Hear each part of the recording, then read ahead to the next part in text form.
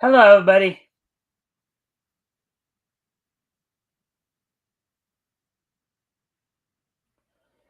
All right, so welcome to the Mikestand. The metal joining us tonight, as we will be, of course, continuing our look back to comics that went on sale in March of 1940. This week, of course, we're going to be looking at Pep Comics Volume One, Issue 4, and Top Notch Comics Volume One, Issue 5 from what was known back then as MLJ Enterprises. What we know of today as Archie Comics. Um, Before we, and as always, guys, if you haven't already, you guys can like and share the stream, see if we can get some more friendly people in here to engage. That'd be appreciated. Also, if anything here grabs your attention, feel free to comment and or ask questions, and I'll try to answer the questions to the best of my ability. With that being said, metal. Before we get going into our material here, would you like to give give a quick intro? Maybe tell people what you're promote anything, share any links. I think you know the shtick, right?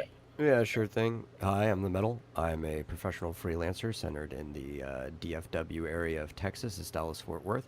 I'm a lifelong martial artist, and I often make. Well, actually, I wouldn't say I often make comics. I do also make comics sporadically, and if you want to check out my stuff, you can go to xdynamuschaos.com. But specifically, if you ever want to buy anything physical and help me out, you can go to xdynamuschaos.com/merchandise, which will also have links to the physical copies of the books that I make, as well as T-shirts and stuff like that.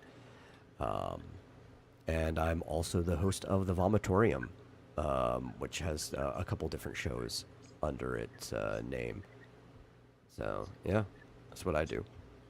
And there's the link. If you guys want to go check that out. All right. So, anything more you'd like to add before we get going Nope, here? All that's right. it.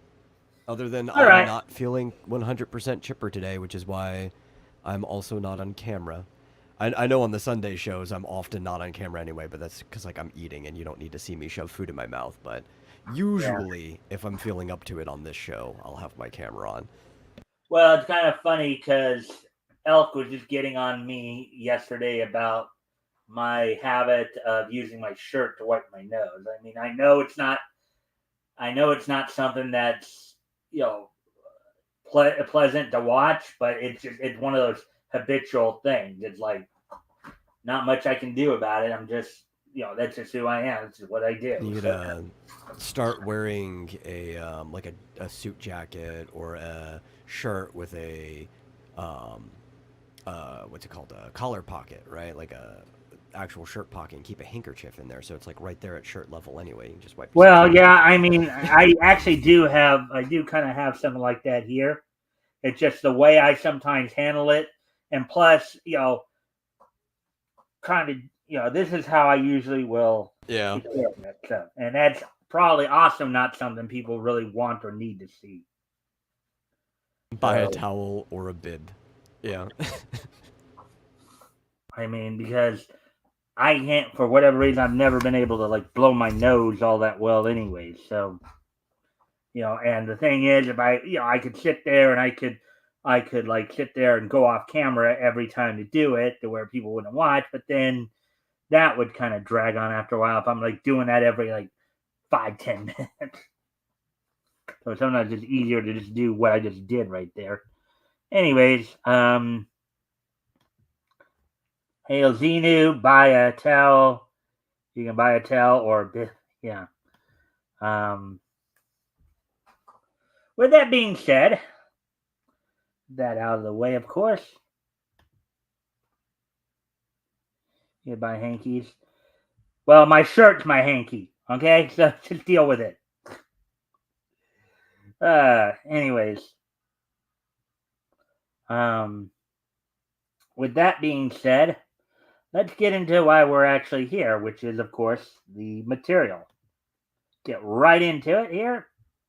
Um, and of course, we'll have the this day in each history as well at the end of the night, of course. So,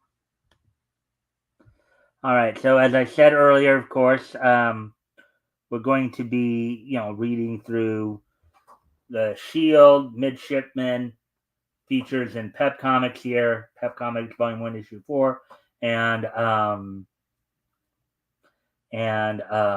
the Wizard and West Pointer features in Top Notch Comics number 5. Of course, it's kind of a huge crossover story that actually will also be continuing into the next month from what I've read on some of my previewings. So, but with all that being said, why don't we end? Of course, as a friendly reminder to everybody, if you guys can like and share the stream, see if we can get some more friendly people in here to engage. That'd be appreciated. Also, if anything here grabs your attention, feel free to comment and/or ask questions, and I will try to answer the questions to the best of my ability. All right. So I won't be the only one doing the reading tonight. As Metal mentioned, he's a little under the weather. So, but we will hopefully get some of his poignant commentary on some of the stuff we read here. So with that, 64 pages, full color, Pep Comics, action detective adventure, starring the Shield G-Man Extraordinary. And there he is right there. Yeah, one of the things I realized too is how they designed the Shield and then how they ended up designing Captain America. Where Captain America, everything was more, I would say, more circular. Like his shield was more circular, whereas his shield was more like a traditional medieval shield. Yeah, I mean, it's kind of just has a like a standard look, right? Like a battle standard, like a flag that you'd put out on the field. Mm-hmm. Yeah. So there it is right there. Diving. And of course, as was known back then, they would do a lot of their selling through to these ad pages. All right. The Shield. G-Man Extraordinary. Here we go. Joe Higgins, G-Man Extraordinary, is the Shield. Only one living man knows the Shield's true identity, and that man is the chief of the FBI. The Shield, in action, is bullet and flame-proof and has the power to perform extraordinary feats of physical daring and courage with the speed of a bullet and the strength of a Hercules. He devotes his life to shielding the government from all enemies. And then by Irving Novick and Harry Shorten.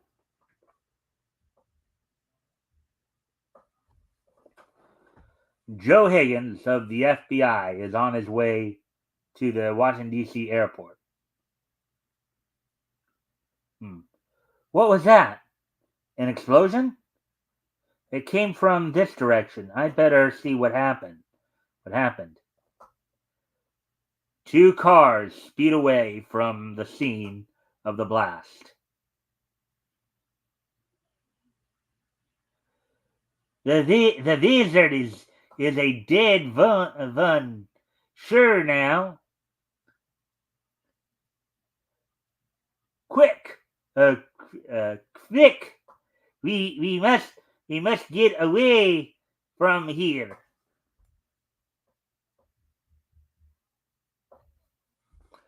For the moment, Higgins is unseen by any human eye. Instantly, he doffs his outer clothing and is revealed as the Shield. Doffs. Now that's a word we don't really use nowadays. Based on the context, Metal, what would you say the word doff means? It says he doffs his outer clothing. I'm assuming remove. Yeah, I mean, I would say that's what the context would very much state or suggest, or even, maybe even more so state. So, anyways, continuing on here. He springs in the path of the oncoming cars. Look, the Shield. What's your hurry, boys? The party's just beginning. From the other car, the thugs open fire, but the bullets bounce harmlessly from the shield. Seem familiar? Seem familiar, Metal? Yeah, he just lift up like 3,000 pounds over his head like it's nothing. Yeah. Well, and also the bulletproof thing as well. Yeah. Come on out, boys. The fresh air is good for you.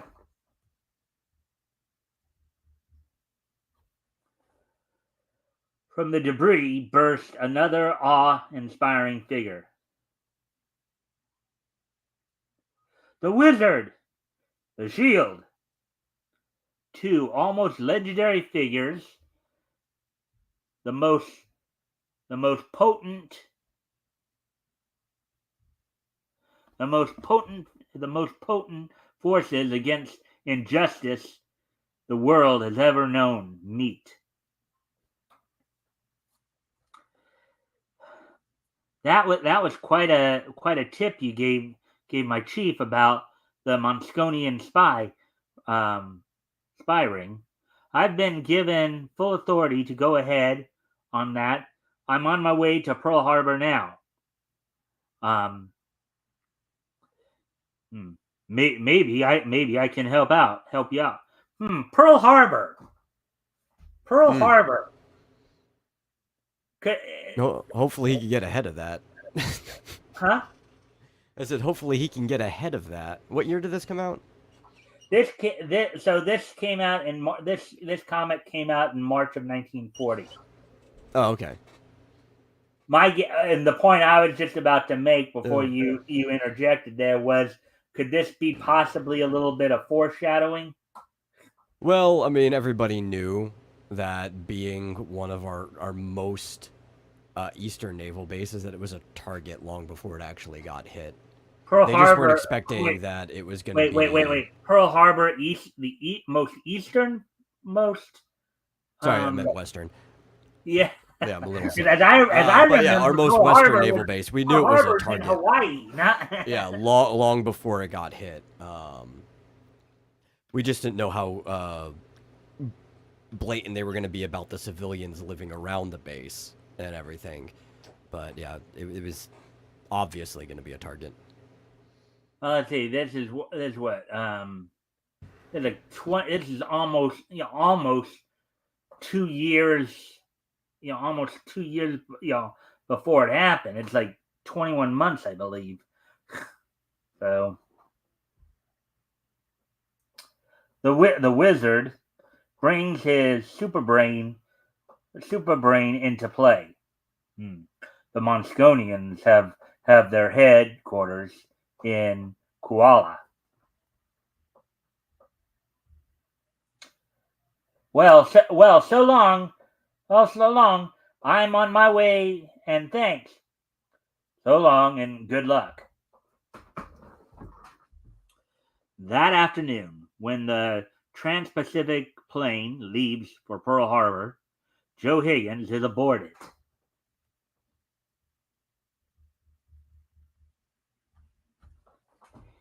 In the Monsconians' Hawaiian Island headquarters, the Army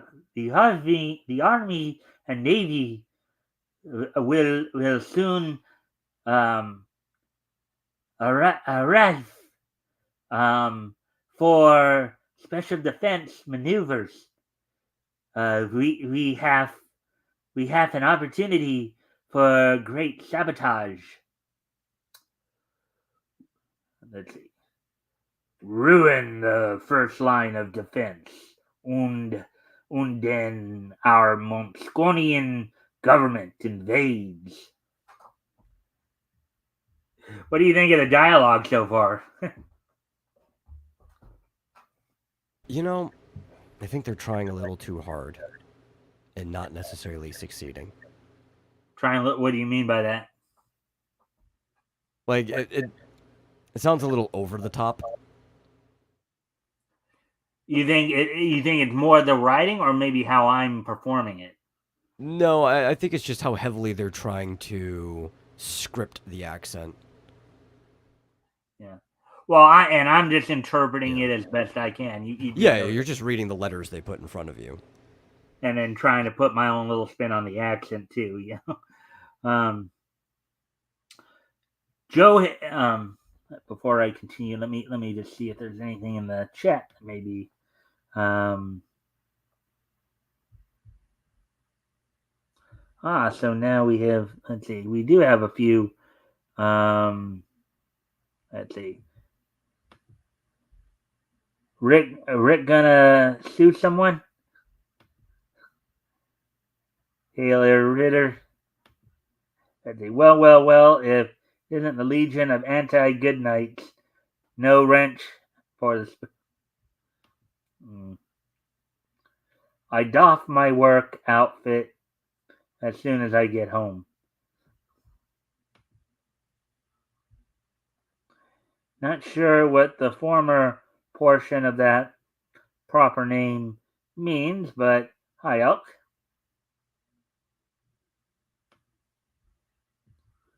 Yeah, it does look like that they're just talking back and forth to each other here, so highlight him. Oh, what was funny is after Goodnight Spoon complained about not having a wrench, Elk timed him out for 10 seconds just as a joke. Oh.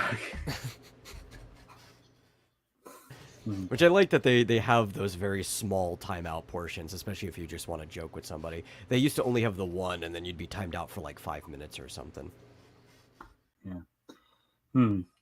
Joe Higgins' plane soon reaches Pearl Harbor, and the government agent sees a startling sight. Great guns! The Mosconian bombers, they're aiming for that bridge. The shield leaps to what seems certain death. This is where I get off. I will say, I do think I prefer them hamming up the accent to them just having characters talk in another language. But instead of you seeing the language because they want everybody to understand, they just kind of put like carrots around it and be like, oh, they're talking in German right now, or they're talking in French. To me, that's just lazy. I do think I prefer the over the top, like accent scripting. Like, we will get the very evil bad guy, right? Something like that. Yeah. A 10,000-foot plunge aboard the SS Manila at anchor in Pearl Harbor. Gosh, a guy came out of that airplane. You're crazy. The shield makes for the battleship with powerful strokes. And now for the next part of my plan. Like a human fly, the shield climbs up the side of the ship and up onto the deck. It's him, the guy. What done a Steve Brody? Now, let me ask you, because I've even seen a Warner Brothers cartoon where they talked about this, so I learned a little bit about this. Do you know what they're talking about? Do you know who they're talking about when it comes to the name Steve Brody? No, I've heard it a lot before, but I've never looked into what it meant.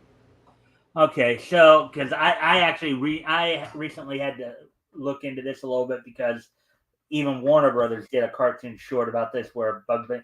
So supposedly back, I think it was in 1886, I believe, a man named Steve Brody, I think he was attempting to commit suicide or something like that, decided to jump off a bridge, but he somehow survived.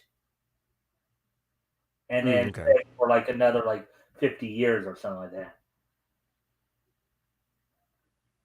So,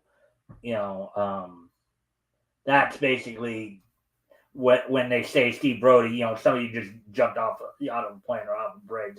That is what he's referring to. The legend is Steve Brody, a man Hmm. who made attempted suicide by jumping off a bridge, but it ended Was up. it a high bridge over water? Huh? Was it a high bridge over water?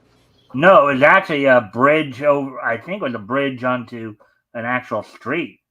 Okay. See, that would be far less likely to survive. People accidentally survive. They're like, "Oh, I'm just gonna jump off the Golden Gate Bridge or something like that," and uh, most people who do that end up dying, Mhm. but not right away. Like they end up surviving the initial fall, but then like maybe they hurt themselves or whatever, and then they just die in the water, usually through hypothermia or drowning or any other uh, reason Yeah. for that. Well, I think in the case of Steve Brody, the bridge was actually in a city over a street or something like that, and I think he landed like feet first and all that, and still ended up surviving. So and lived for, as I said, I think it was for something like another 50 years or so.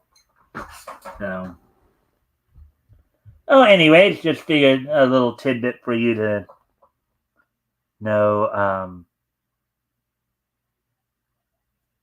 Oh, okay.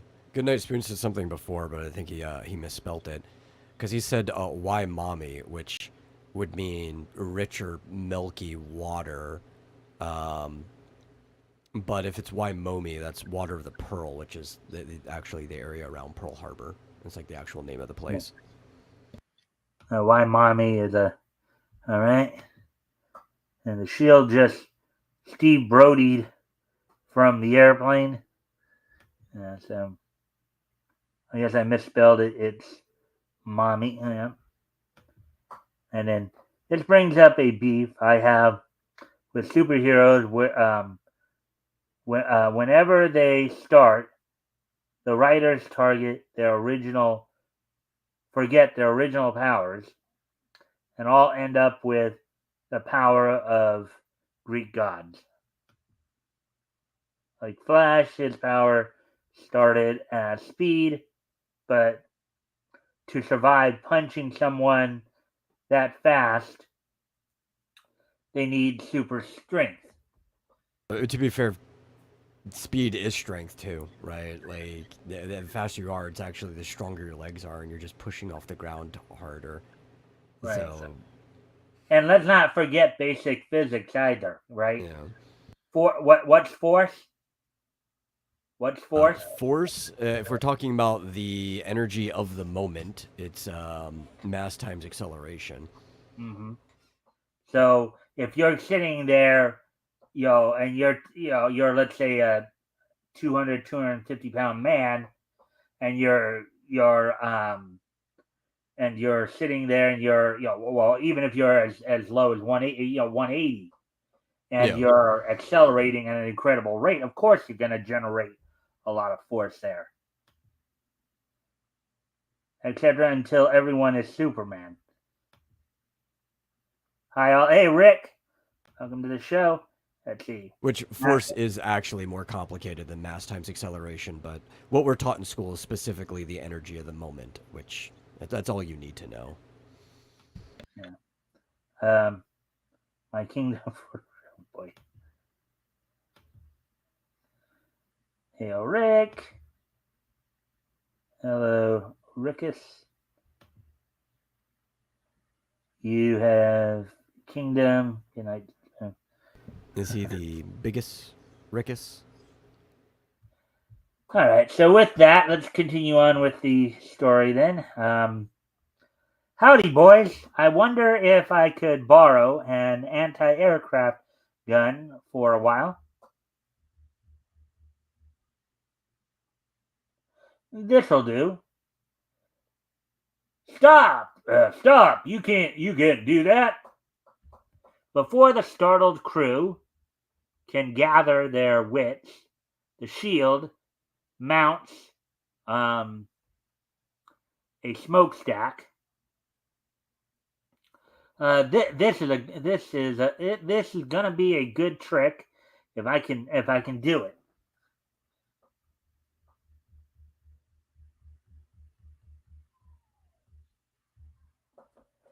The shield brings every ounce. The shield brings every ounce of his giant muscles into play and leaps. The top of the bridge will make a good perch. Atop the highest tower of the bridge, the shield takes his position. And now for a little target practice. A Monsconian bomber above gives instructions. Be ready to release bombs, und then we go back quick to Kuala. But before the signal can be given, the shield's gun. Oh wait, I'm sorry. But before the signal can be given, the shield's gun screeches a symphony of death. Come and get it, boys! It's on the house. One plane, however, manages to release its missile of destruction, but the shield leaps and catches the bomb before it can strike. This is one bomb that will destroy no bridges. The shield has saved the bridge, but now the battleship is below. I can't let go, or it'll hit that ship. For sure. I've got to carry it into the water. The shield risked his own life to save the lives of others. The gas bomb! Only the shield's Herculean vitality is able to survive the gas. He swims ashore. I'm as weak as a kitten. Okay, you know what? Even bringing up to Elk's comment too, I have only ever read random Shield comics, never anything in order or anything. So from my perspective, I've always just kind of saw him as a grounded Superman type character. What is his original power set supposed to be? Yeah, I think well, I guess we can go recheck that. I just gotta go pull that up here. Let me. Yeah, we'll kind of. Yeah, I figured you might know this just because you've been going through a bunch of stuff in chronological order. I don't know it off. I don't know it. I mean, I know I did cover it when we read the first Shield story, as I always do. I usually go over like the pro. I mean, I won't go over the entire profiles, but as you know, go over powers and all that. So yeah. But if you really want me to, I can probably. I think it would help the context, because even like Wally G's here says Herculean strength from last frames. Though it's actually Herculean vitality. They didn't mention his strength, though. We have seen that he does have that strength. Yeah. Oh yeah, I forget actually. But that's why, like, I've always seen him as like a grounded Superman, but I don't know if, like, say in the same context that Elk mentioned, if he started out lower than that and it just kind of like spiraled over time, or. Uh-oh. Hmm? You cut out there for a moment. I was like, oh no, I cut myself. I left the or like an ellipsis, like a ... Yeah. All right. So, anyways, now here, let me see if I can.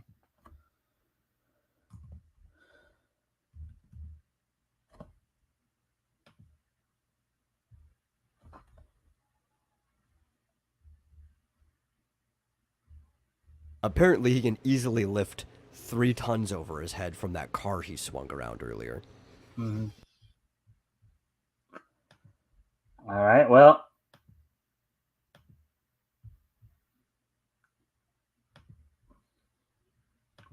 I'll pull this up and I'll read it off again.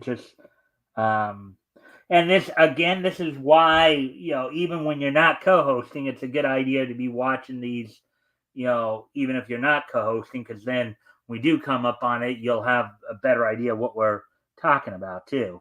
But with that being said, here, so here's his abilities right here. All right. I'll highlight it, It says just so you can limited see the shield. super strength, but I don't know what that means. In other words, it may not necessarily be at the same exact level of Superman. So maybe maybe it's not at the same level as Superman, but maybe it might be like maybe like the Thing or something like that. Ben Grimm. I mean, oh yeah, but the Thing can tussle with the Hulk who once punched time. So like, I think that also depends on when in the publication we're talking about. Right. But let's see. The shield has limited super strength, invulnerability, can leap superhuman distances, and wears an indestructible costume. So, so that's basically his power. So he basically is kind of like a super, or at least how Superman original. Yeah. Not maybe how we think of Superman today. But like the older one. And that's what I was always comparing him to when I say like a grounded Superman, which even at the start Superman was grounded. He could only leap from place he to would place. he would be able to leap an eighth of a mile. He wasn't able to like but that's so basically, yeah, he's kind of like another Superman type. But I think that was kind of an archetype, and yeah, and the archetype would evolve eventually. That's what got a lot of companies in trouble too, because that's what got them into court. Is DC was trying to claim that they had the copyright right or the trademark right to the archetype. Well, I don't think they actually really had many claims until Superman started flying, which we even call that archetype now the flying brick, just because that archetype is basically Hercules, and you can't really have a trademark over an ancient myth. But then once Superman starts flying, that kind of changes the archetype on people, and then you have people like Captain Marvel was also flying, and then they started having some claims, which they ultimately had no actual claim over. So some of the stuff they were. So basically, yeah, that's so basically, kind of like so now do you have a better idea of? Yeah, he's basically just Heracles, but with a costume that won't ever get destroyed, which is also kind of like Heracles once he had the skin of the Nemean lion. So and he's later Heracles. You are wondering why Metal's saying that Heracles is the Greek version of his name. Hercules is the Roman version. Yeah. So just in case are wondering about that. So anyways, so let's get back to the story then. Pull it back up here. Let's see. I can grab it. Which Wall even points out, invulnerability with indestructible costume. Like those things, it's important to have both, right? Like imagine you're invulnerable or nigh invulnerable, but then you have to end up like walking through an explosion or a fire, and you were trying to conceal your secret identity, and all of a sudden there's nothing to conceal you from the world at all, with like your dong flying around and stuff. Yeah, like, and if you think about it, costume's pretty good. And here's another aspect too, from at least a publishing aspect too, right? From a publishing aspect too. Remember, they were in part, at least in part, a lot of these superhero stories were being written for kids, right? Yeah. And so, and we I mean, with what we ended up with in like 1948, the early 1950s, with all that going on. Can you imagine a lot of the hell risen over the fact that these superheroes are getting their clothes blown off, and you're seeing 4 or 5 pages of a hero basically walking around naked? Plus, invulnerability implies more than just like I can't be shot with bullets or anything. Like the previous thing with the gas bomb, right? It was kind of disgusting, whatever. But somebody who's invulnerable probably won't die to poison or toxins or anything either. Yeah. Mm-hmm. Yeah, that's basically what we just said there. what we just said there, Walgie. So, Didn't anyway, Hercules operate naked? Sometimes. It depends on which story. mm-hmm. Yeah. So with that, let's get back to the article. So the shield is ambushed. Grab him. He must be put out of the way, or he will ruin all our plans. These solid steel chains will hold you for a while, Mr. Shield. Ha ha! Now we show him a few Monsconian tricks.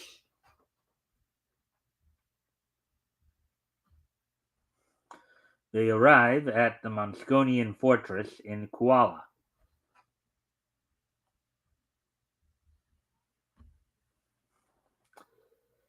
So, you like to play with bombs, eh?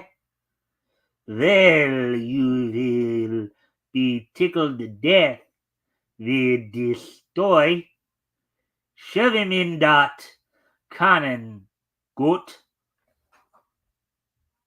And that sounds like a horrible way to go. Could you imagine being invulnerable? They're like, well, we know we can't kill you, so we're just going to tickle you to death.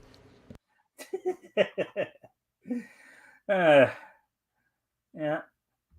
Well, first off, I don't know if he literally was No, going I to don't, like, do it's that. not going to be like a feather or whatever, but he knows whatever he does to him is only going to tickle. That's what he means, right? So it's Yeah. like, listen, we may not be able to kill you outright, but we know, like, you'll die from some ways. Maybe, like, you run out of air eventually, or if we launch you into space, you'll be dead. So we're just going to tickle you to death. That's our goal right here.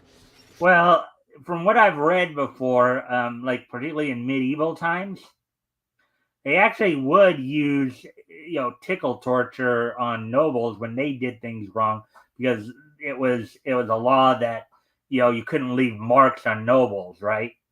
And Yeah, some things, even though they were described as forms of tickle torture, they weren't were actually actually being quite. tickled.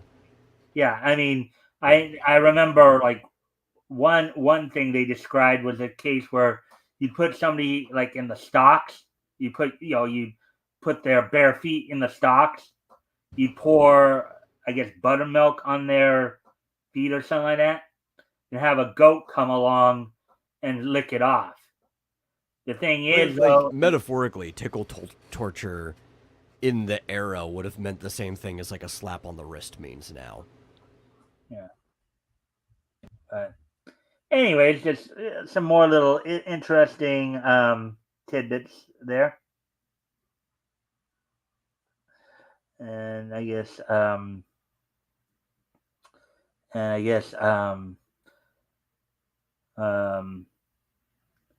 Elk is helping out, by explaining about Fridays. So inside the cannon, gosh, this is a spot. I won't even be good dog meat if I don't do something about this. The Monsconians aim the giant gun at the ships anchored in Pearl Harbor. But yeah, okay, so they got him. They got him in the cannon there.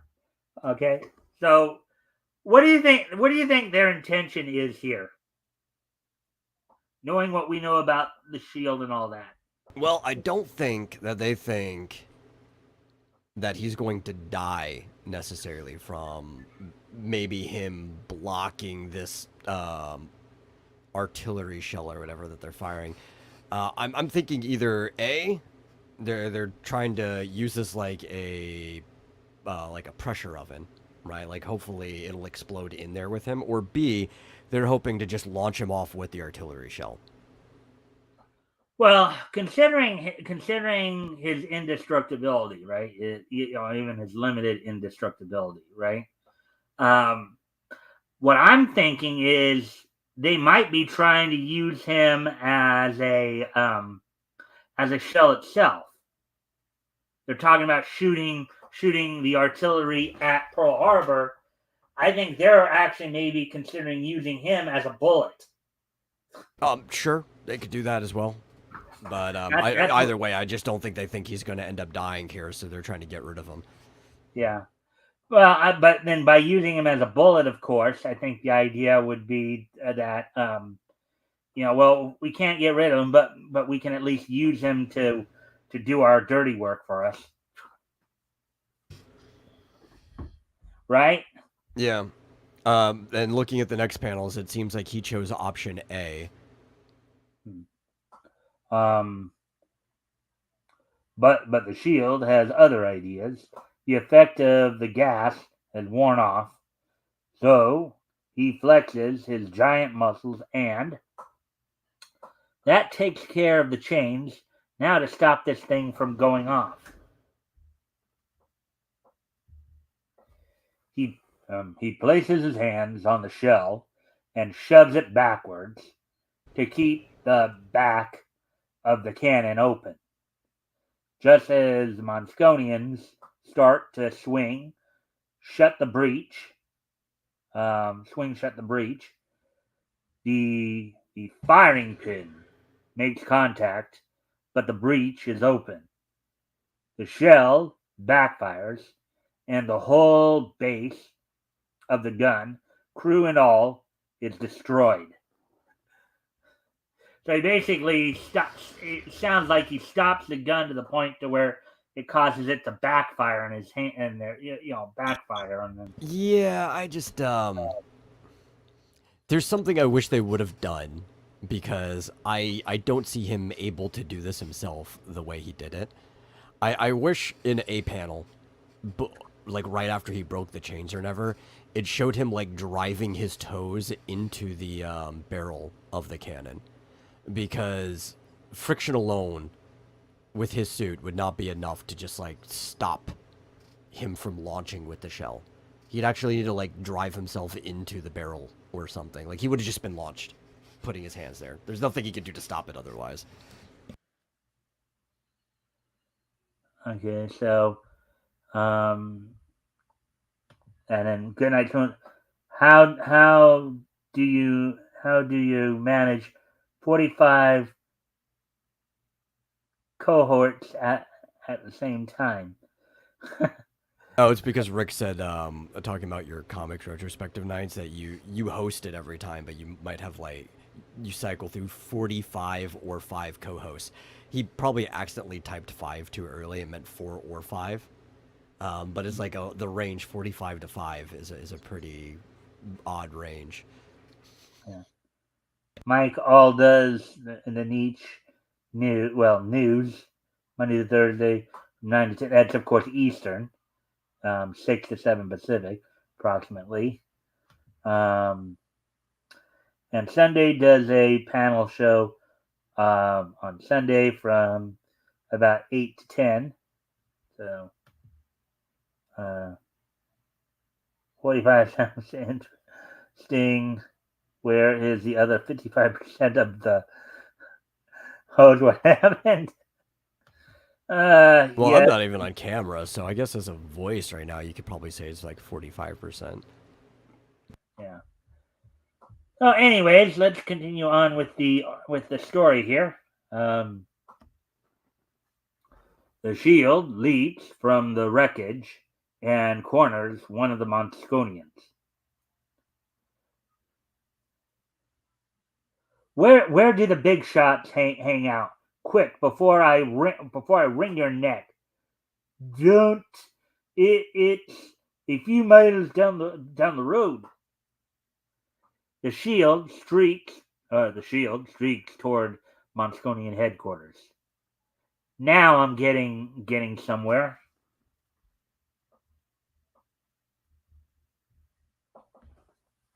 The shield arrives and brings his electric ear into play. I'll find out first what their plans are. Inside the house, the U.S. fleet has arrived, and now we strike the Luana volcano will be our weapon. So they're going to use a volcano as a weapon. That sounds interesting.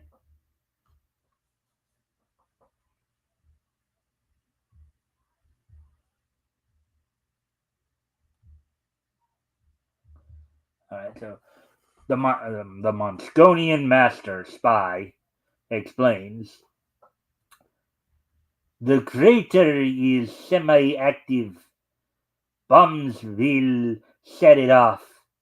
The civil and military population will be so busy it will give us a chance to commit sabotage. The shield is horrified. Why the murdering dogs? Thousands will be killed by that volcano. The shield goes into action. This is a sample of what I'm going to give you. Help! It's the shield. Oh, wait. Go back up one. I'm looking at the detailing. So that's supposed to be a brick wall. So to get through a brick wall, plants outside, exterior, that's about 7,000 newtons of force. If he were to do that to one of those guys, he would break whatever bone that he came in contact to and probably give them internal bleeding, possibly just kill them. I mean, the way you make it sound, it's almost like their whole body would just completely shatter. Every bone would I don't shatter. know about completely shatter. It would cave in. Yeah, like whatever organ or bone he hit, that section would just completely cave in for sure. It depends what it hits, right? Like the rib cage is just pretty tough, but you could crack a rib with a quarter of that force, you know? All right. The shield flings Monsconians about like 10 pins. I'm so mad. I'm not even enjoying this. Usually heroes don't mind getting into fights, but he's basically saying he's just so upset about all this. He's not even enjoying the activity. Yeah. I've been there. Oh boy. All right, so and now you send out orders canceling the bombing of the crater before I really get rough. It's too late. The bombers are already in flight. The shield sends out a message to the fleet. I've got to let them know the situation. On board the flagship of the U.S. Navy.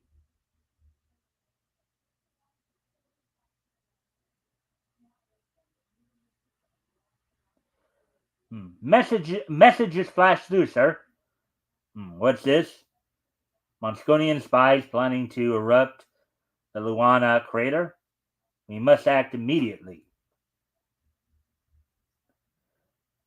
The shield is unaware of the approaching danger. That's that. Now for the Luana crater. These electric guns. These electric guns will get him. The shield is brought down. Good. Now jump on him and we tie him up. What the? But only temporarily.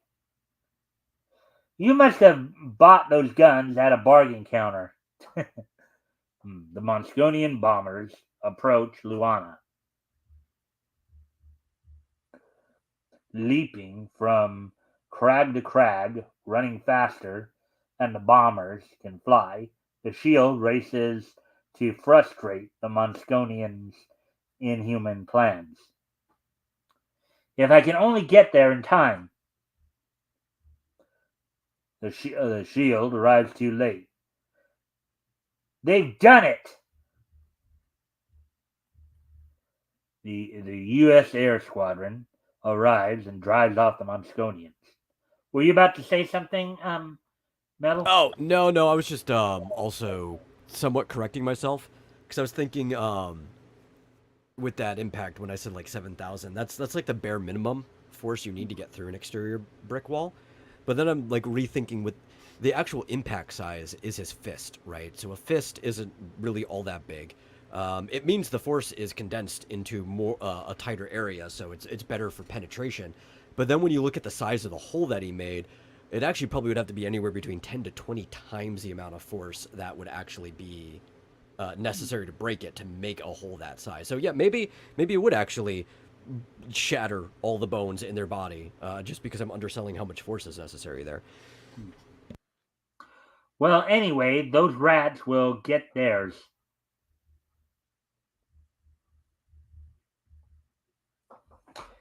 Inside the volcano, the molten lava boils furiously. A moment now, and it will erupt, sending liquid death spewing down onto thousands of the unsuspecting people.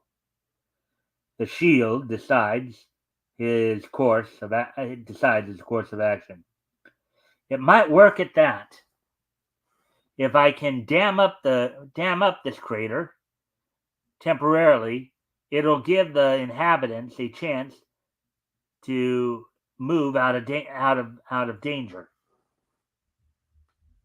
Oh, that doesn't seem smart at all, to be honest.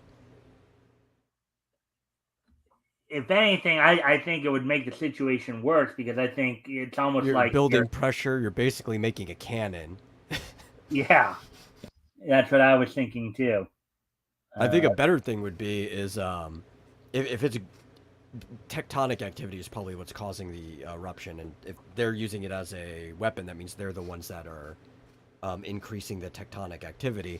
The best thing to do would probably to make some type of controlled plume, right? Like maybe a cave or something in the side of the volcano and have it like actually flow out into the ocean would probably be a smarter thing to do.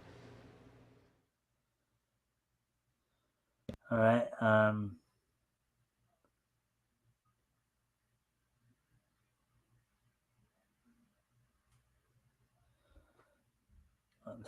Okay. Anyways, Metal, you got a comment here. Somebody. Oh, Oh, the actual, he likes the actual science lesson from watching this. Yeah, I mean, I can enjoy it for the fantasy part. Like, I can ignore the science and still have fun reading this stuff. I do love, like, very innocent fantasy. But I also have a habit of power scaling characters, and it's part of, like, how I write my characters, too.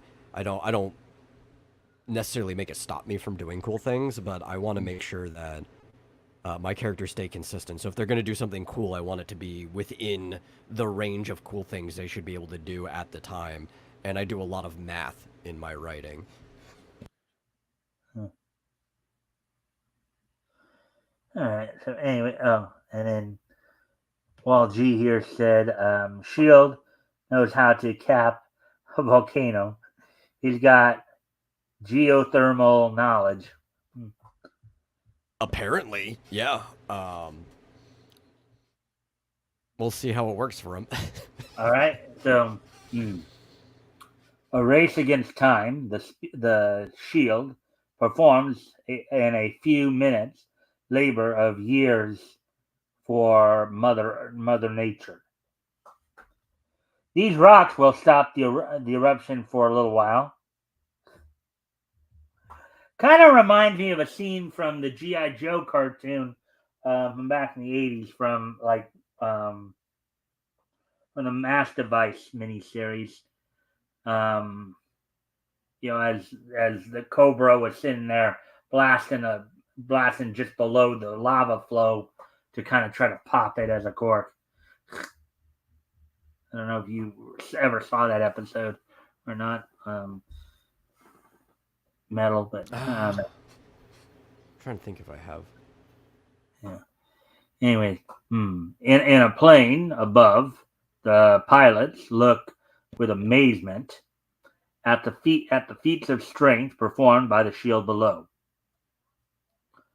Look at that, will ya? Holy mackerel! He's lifting mountains. Maybe a little hyperbole there. uh, The shield weakens the rim of the crater, and it collapses. Holy smoke! The whole thing is caving in.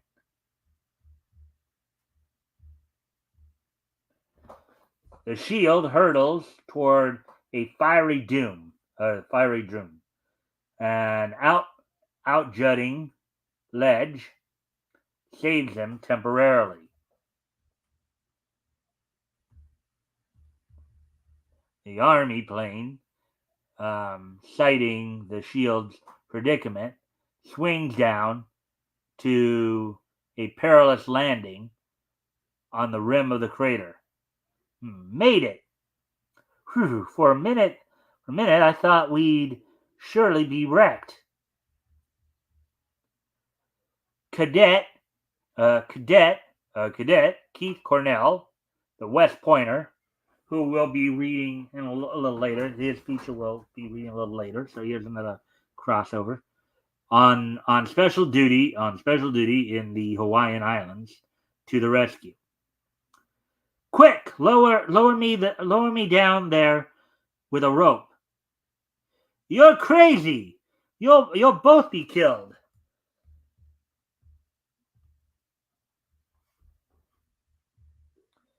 That ledge doesn't look too strong. It'll only hold up for a few minutes more. Below the shield, lava boils furiously.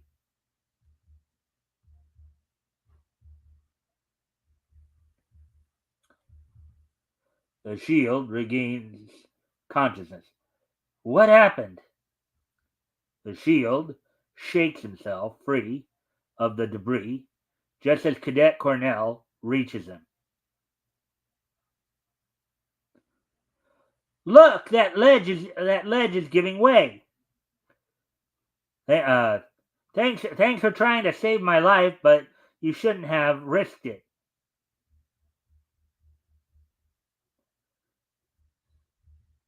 The shield leaps to safety. Hang on, young fellow. Free ride. What the? Later, on board the flagship, the shield receives the admiral's thanks. Your heroic action stalled the volcano long enough for us to bring the people to safety. I only did my duty, sir.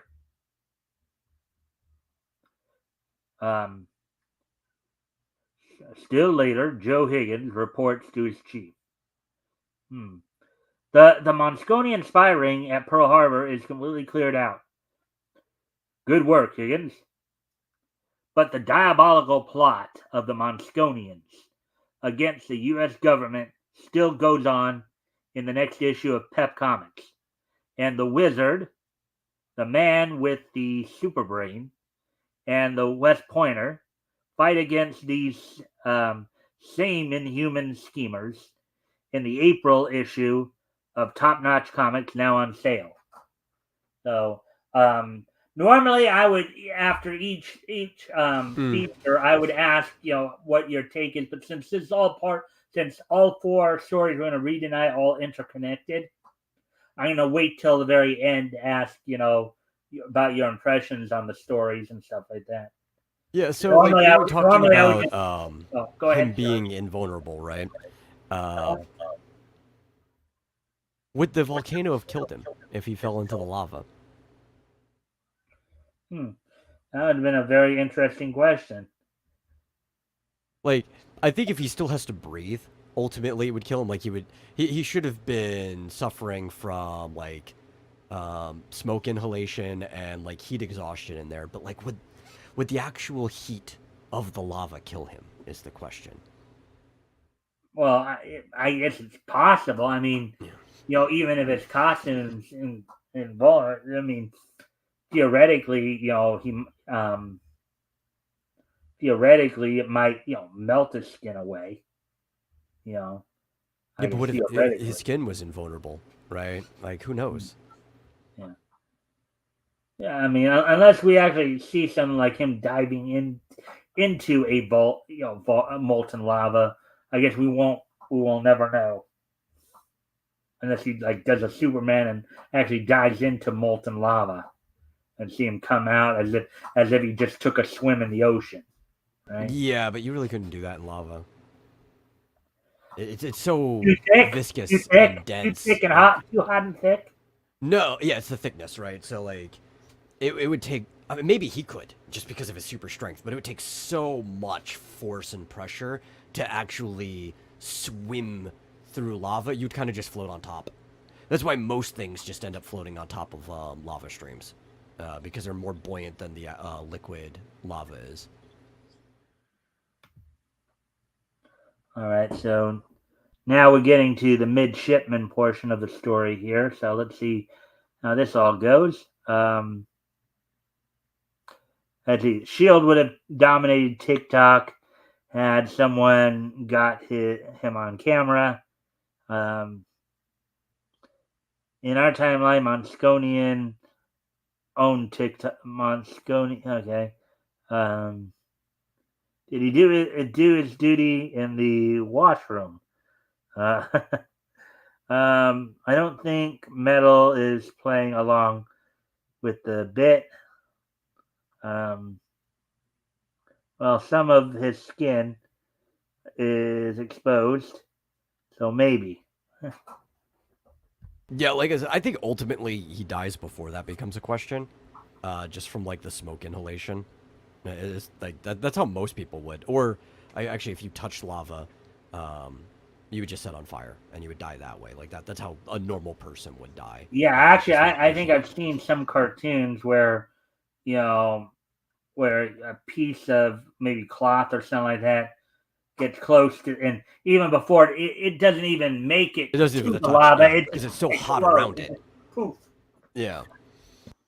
All right, so let's continue on with the features here, the midshipman portion of this story. So let's get into this. Lee Sampson, a midshipman at the U.S. Naval Academy, typified. Now, for those of you who may not know, a midshipman is basically the Navy's version of like a cadet, right?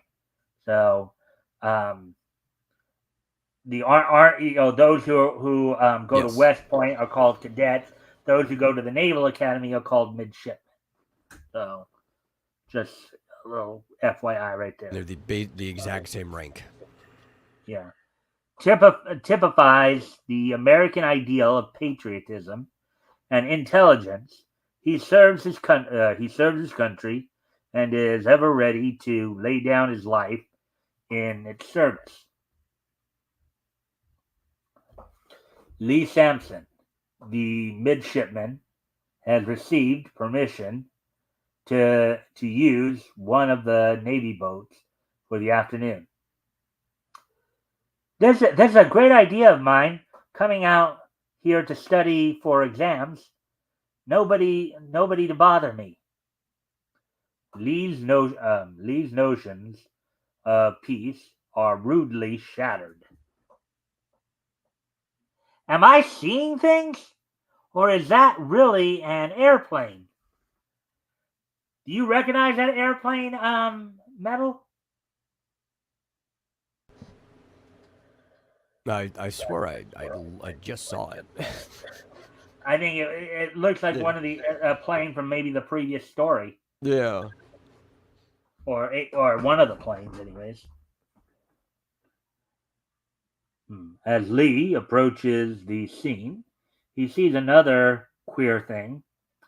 And as we always remind everybody, the word queer here just simply means Strange or strange or unusual. odd. It doesn't mean what it means today. Something that is out of the norm and catches the eye. Um, something fishy going on What's that boat lowering into the water? I'd better investigate. And he then goes and dives into the water. A remarkable sight greets the midshipman's eyes. Phew! What's a strong? There's a strong taste of chlorine.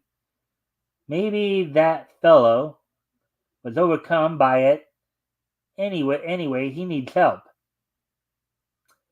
But the unknown victim um, revives um, immediately and swims toward the midshipman. Guess he's okay. Anyway, I'll lead him to my boat.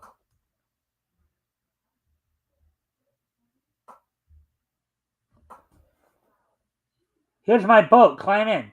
Thanks. Um, the stranger introduces himself, and Lee almost falls over backwards with astonishment. Hmm. Thanks for the help. I'm the wizard. Maybe you've heard of me. The wizard? I've never thought there was such a person. I mean, we heard of him at the beginning of the last issue. They I were told calling you him the this is going to Wizard. be a Yeah. multi-feature, multi-issue crossover. I told you that coming into No, I this. know. I'm just like I was waiting for it to pay off, and it's like okay, that was the beginning, and now we're in the next section. Yeah. Hmm. Hmm. The Mosconian government plans to invade the U.S. They've sent spies. Um, okay. Oh, actually, it's him speak. I thought that was narration. Um, the Mosconian government plans to invade the U.S. They've sent spies here to weaken the most vital foundations of our defenses. I've frustrated their first attack on Annapolis, but there'll probably be more. I must leave now, but I'm sure I can rely on you to keep your eyes open and watch for any further attacks. Hmm. The midshipman hurries back to make his report. Whew! It's almost unbelievable if I hadn't seen him with my own eyes. Yeah. I'm gonna say something about that as an artist and a comic nerd myself about that previous panel where you thought it was a narration at first, and you can kind of see the tail there, but easily you I can didn't mistake catch the that as part tail of his until I clothes, kind of right? looked over. Yeah, yeah. I was you could easily mistake it as part of his clothes too if you're not paying close attention. Uh, Um, I could redo that bubble in two different bubbles that would show a lot more of the artwork, like catty quartering them and stuff, or hmm, even a longer bubble that goes up and down from the top. But clearly, they between the artist and letterer, they agreed that that is the best way to do that one because I have to draw less in that panel. so you basically were saying that the artist just let him do it because artist felt a little lazy. Oh yes, yes. Anytime you're like, I can draw less in this panel, the artist is gonna take it. Unless it's a passion project. But like if you're just getting paid your wage to draw a comic, which a lot of these people did back then, there's like I like the character, but I'm gonna cheat in this panel, I'm gonna cheat in that one, I'm gonna cheat in this one over here. All right, so continuing on here. On board the Mosconian ship further down the river, the wizard has gone. We mustn't let that midshipman warn the admiral. Don't worry, I'll take care of that. The Mosconians send a motorboat in quick pursuit. They're coming up fast if I can only make sure. Hmm. The larger Mosconian motorboat sends its prow splintering through the midshipman's craft. Guess I'd better swim for it. The Monsconians opened fire. Keep firing. We must make sure. The midshipman sinks. Help! But Lee is far from finished. I hope they fell for it. They won't think of looking for me on the prow of their own boat. I'll just hold on for a while. That's a nice little trick, there, Metal? Oh, yeah. Wally G is asking, is Mosconian government a shot at Moscow? Well, I mean, Moscow, or anybody from there, is Moscovian, but I wouldn't be shocked if that was part of it, even though mostly this seems to be shots at the Axis. They're probably just playing around with a lot of different things at the same time to have like a generalized evil to convince people that it's good to join the war front.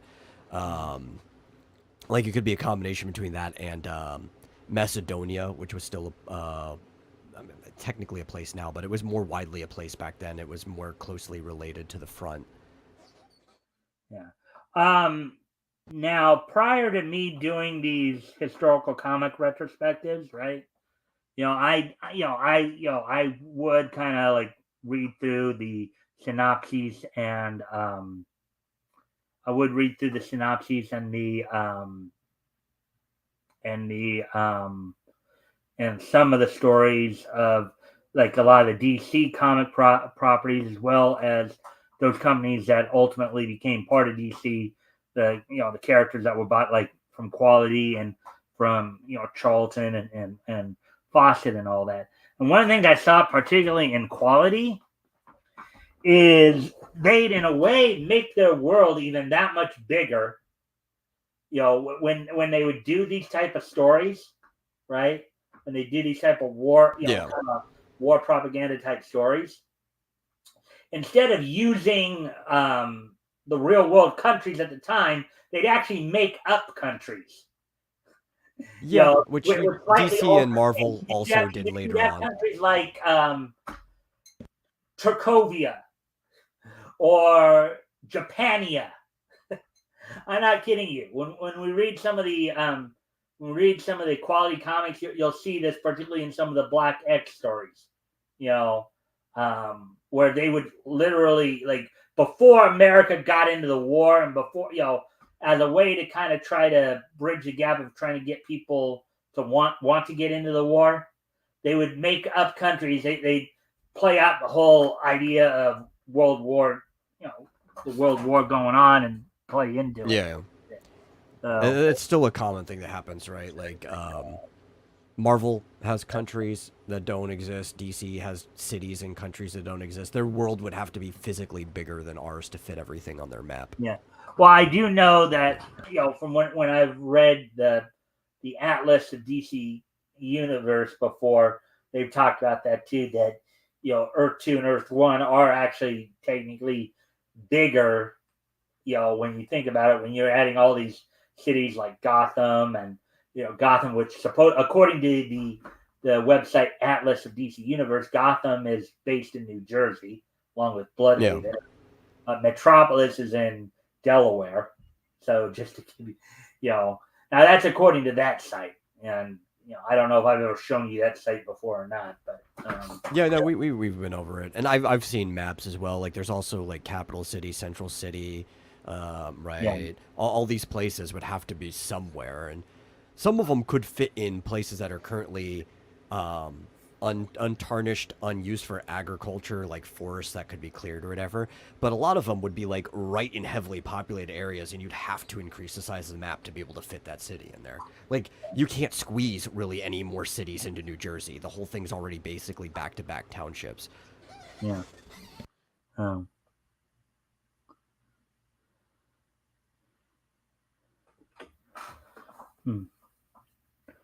Well, Eastern Europe was also the home of Germany there, and Germany was looked at as being like, you know, Well, it depends on the time, right? yeah. Because Mm-hmm. yeah, a lot of Eastern Europe had been owned by Germany for a long time. It's like Romania. If you look at Romania, going at any point in history, it's been owned by every other empire. Like the Hungarian Empire owned it.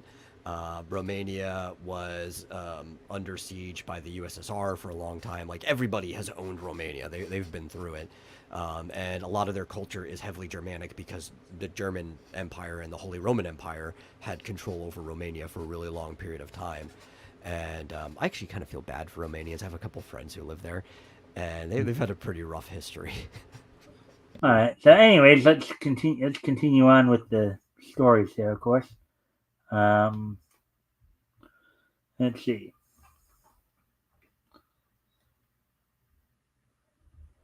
All right. Mm. Unaware that the midshipman is within hearing distance, the spies divulge their plot. We have a bombing plane waiting for the signal. Then all the naval officers are rounded up by our agents in Von House. We strike. Great Ghost! They're planning to kill off the entire naval staff. Lee Sampson springs a surprise.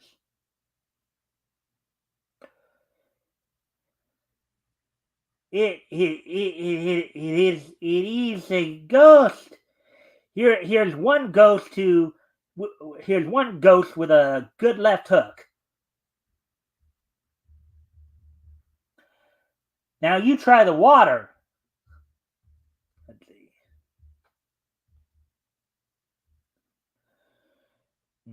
As the Mosconian swings a plank, Lee ducks, and the Mosconian crowns a comrade.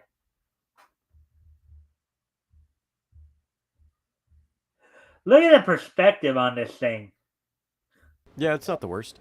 At least it's kind of engaging, right? Like it Yeah. catches your eye. Well, yeah, Though it the does it guy. does give Now, you Brett, I know what we're seeing with the legs right there. It's because the guy is like basically right in front. If they were filming this with a camera, the guy would be standing right in front of the camera, and you're actually looking at it. The camera's looking at yeah. the action through the guy's leg. So Well, that was going to be my main complaint. Is it's an engaging shot. It actually makes you pay attention, but also you just get a load of crotch to the face. yeah.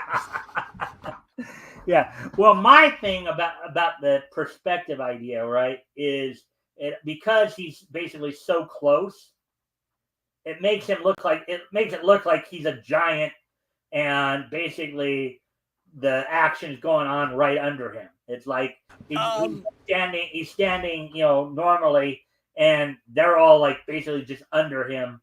And that's the way they're making it look, even though we know that what it is the guy is basically right up on the camera, and they're a few feet back. Well, we have illustration language here, right? Like very common in comic and even pulps too for their illustrations that let us know that that's not the case, right? If his lines, like his contours, the outlines were as thin as the other people, then you would assume he's a giant.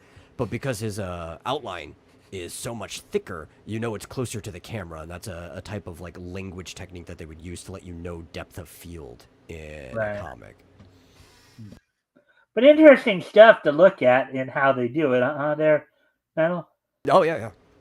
I mean, these are they already started developing a lot of these illustrative language techniques prior to this, but this is still the early days. So like these are still some of the comics that are building that into the reader's mindset and the culture. That it's like, okay, thicker lines means it's closer to the camera, so we know that this isn't necessarily a giant. Now, of course, me being kind of a me just being kind of a novice in all this, I would not necessarily pick up on that stuff. I'm not really that much of an artist. So, but anyways, back to the story here. Lee's ferocity is too much for the Mosconians. Don't hit me again, I take a swim. Back at the academy grounds, the admiral walks around. Uh, walks along uh, Farragut Lane, unaware of the the lurking dangers. Unusually quiet here tonight. Suddenly, and you see him getting hit with a slapjack, and they're like basically putting their basically hand gagging him there. Creak into the building. Ha! Everything works perfect. Midshipman Sampson makes a beeline for the admiral's house. He's gone. The admiral is forced to carry out the plotter's orders. You will call up each of your naval staff and ask them to come here immediately. You'll never be able to carry out your plan. Or you'll all right, I'm sorry. You'll never be able to carry out your plan. Lieutenant Reeves receives a strange order. Yes, Admiral, I'll be there right away. The Admiral then calls the home of Rear Admiral. He's out, but by a strange coincidence, Lee Sampson, seeking someone to report his story to, is there at the moment. Phone rings. The Admiral is forced to order Lee to report. Also, Lee obeys. He rushes to the office of the Admiral, where he falls into the Monsconian trap. And look at the use of the blackjack there again. Mm-hmm. Strange coincidences are what make story interesting. I know a lot of people have complained about. It's like, oh man, that's too coincidental, blah blah blah. It's like, I mean, have you ever told a good story from your own life? Usually the most interesting stories are the ones where strange coincidences happen, because if they didn't, it'd be kind of boring. Right? Like, you cut out all those stories. Strange coincidences. Yeah. That kind of thing. Seihu Park just joined too and asks, what comic is this? Well, right now, Seun, we're reading. I might just join what right now we're reading Pep Comics Volume 1, Issue 4 from the company that was known back in March of 1940 as MLJ Enterprises. We know them today as Archie Comics. We're reading through kind of a multi-feature, multi-issue crossover story arc called the Monsconian Menace. Right now, we're going through the midshipman's version of this part of the story. I've already read through the Shield part of the story, so you can always go back and rewatch, the parts you miss here. But we're gonna after this one, we're gonna go through a couple other of the stories as well. So, and a lot of people, I would not even say they forget, because they just didn't know in the first place, don't know that Archie Comics has a lot of superhero properties that are under their belt. They really just only think about Archie, mostly because that dominated their entire publication for years. But I mean, they much own of their a history, lot yeah. of But heroes. earlier on, like the Shield was Archie. Well, the Shield predates Captain America, but basically the Shield, was Archie's version of Captain America. Kind of. I mean, in some ways, it's still more their Superman, but it's kind of like in between both of them. Mm-hmm. All right. So, anyways, let's continue on here. And I know we're coming up on an hour and a half, but I'm gonna push. We're gonna push through this as best we can. Make sure we get all 4 of these, so we can get this whole story featured. So I might. The Monsconians are about to kill the apparently unconscious midshipman. We take no chances with this one. He is too much trouble. Maybe these guys remember him from before, huh? But the midshipman suddenly comes to life. Lucky thing for me that my head is hard. Isn't that the case with a lot of young guys? I would hope. Yeah. Um, comb this one out of your hair. Get get out and get help, midshipman Samson. Realizing that the halls and the downstairs of the building are guarded, Lee dashes out of a window and climbs hastily to the roof. There is he. Before they think of looking upward, I'll be on the roof.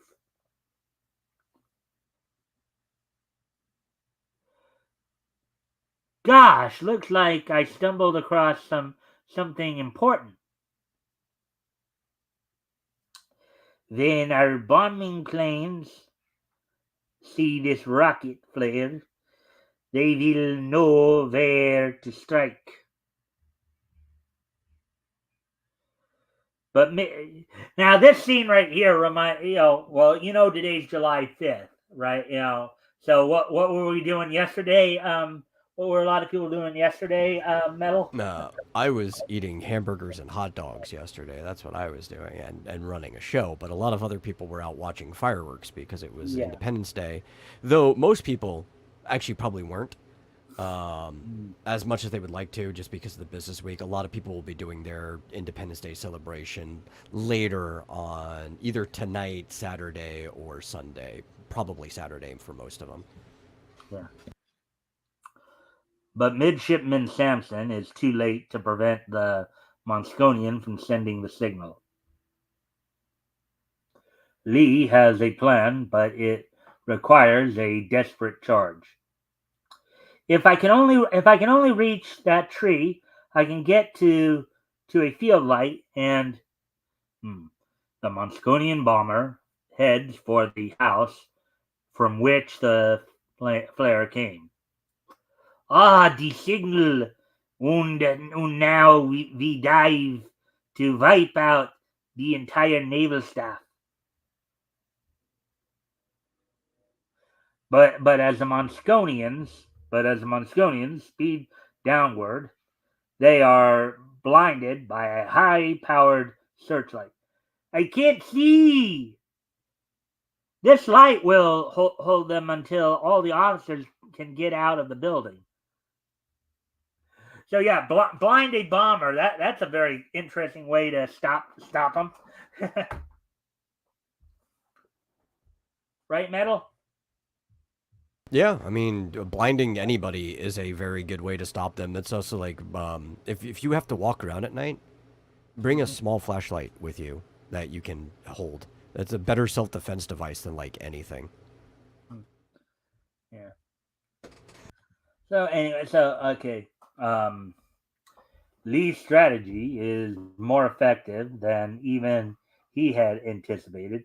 Before the blinded pilot can level off, he crashes into a radio tower. The next day, you have saved the Naval Academy from complete destruction. The Navy needs more men like you. Thank you, sir. Any other Navy man would have done exactly the same thing. More adventures of Lee Sampson, the midshipman, in the next issue of Pep Comics. All right, so now we're done with the Pep Comics half of the half of the story. So now we're gonna move on to Top Notch Comics number 5, and read through the Wizard and the West Pointer parts of the story as well.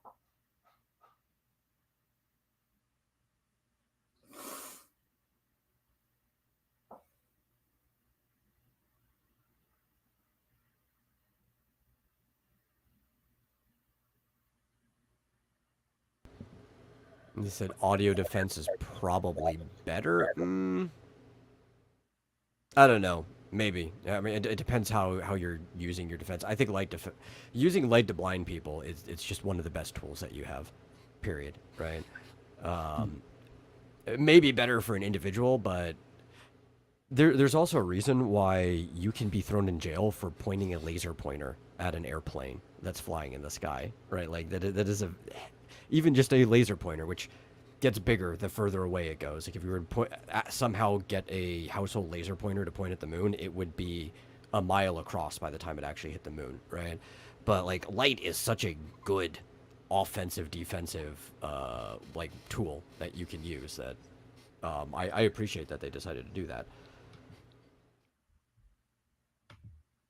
And for people who don't think that a flashlight is a good self-defense object, you want one that just fits in your hand so nobody can wrestle away from you. Maybe has the button on the back so you can hit with your thumb. Not only does it blind the person, it's a loaded fist weapon, like having knuckles or something on you, so you can punch or slam it down on somebody. And unlike a gun, you're pretty much always probably going to get away with self-defense on it. While sometimes, depending on how a gun is used, you're in a gray area. And even if somebody has a gun, it's really hard to shoot somebody when you're blinded. So sometimes the light in the dark is actually still better than having a gun.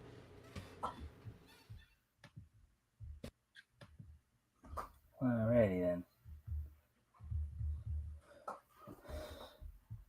Now the wizard, of course, is a hero with a super brain. He's basically a very super smart individual there. His name has been getting tossed around quite a bit here and there, so we're finally actually going to get to experience him. Yeah. So, anyways, he made a couple of cameo. Again, he made a couple of cameo appearances. Keith Cornell made a cameo appearance in the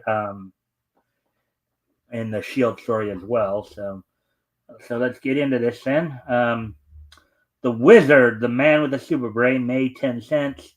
Top Notch Comics, 64 cents, all color. Oh, look at that.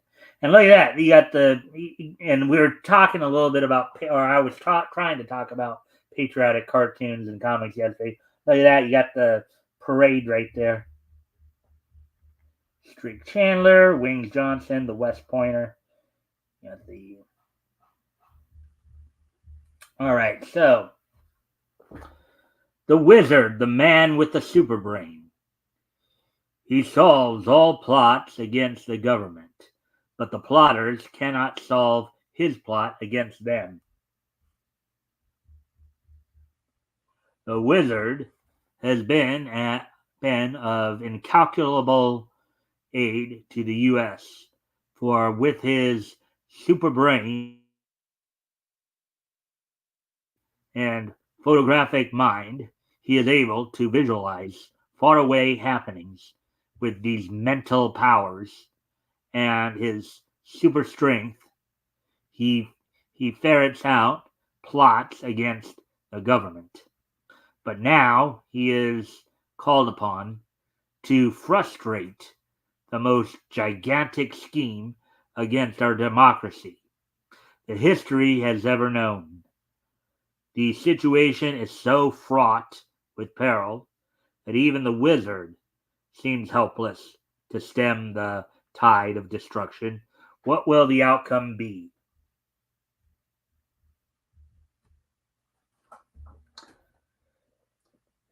In the home of Blaine Whitney, millionaire playboy.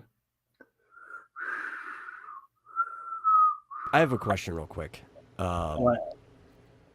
When was the first Wizard published? Do you know? Like what year?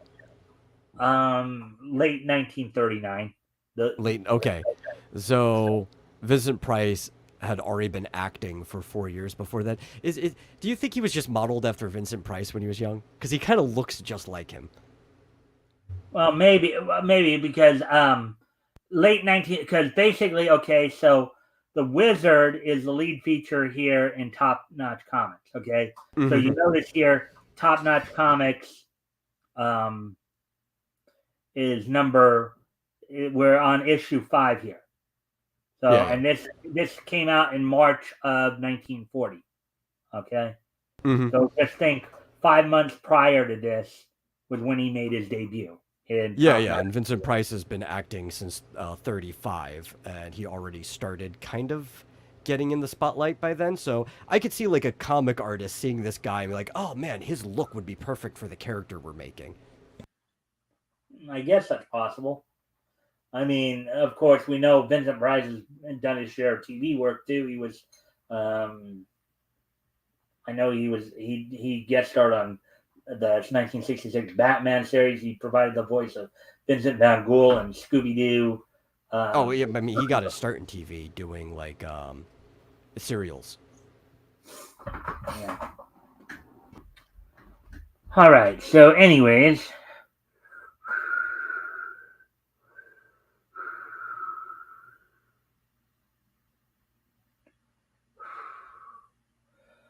I'm sorry, Blaine, but this must be goodbye.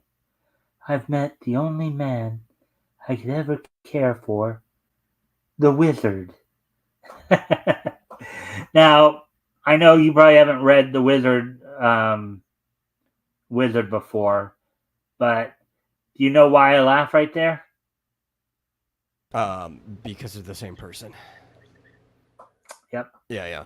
No, I've read some later ones. A lot of the same with like Shield. A lot of these are a little early compared to what I've read, but Mm-hmm. like I'm generally familiar with these characters. All right.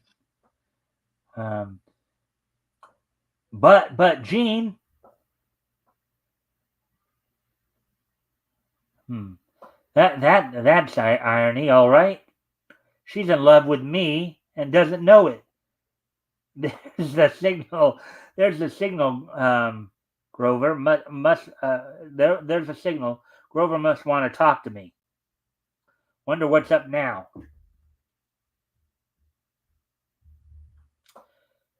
As the wizard lifts the phone,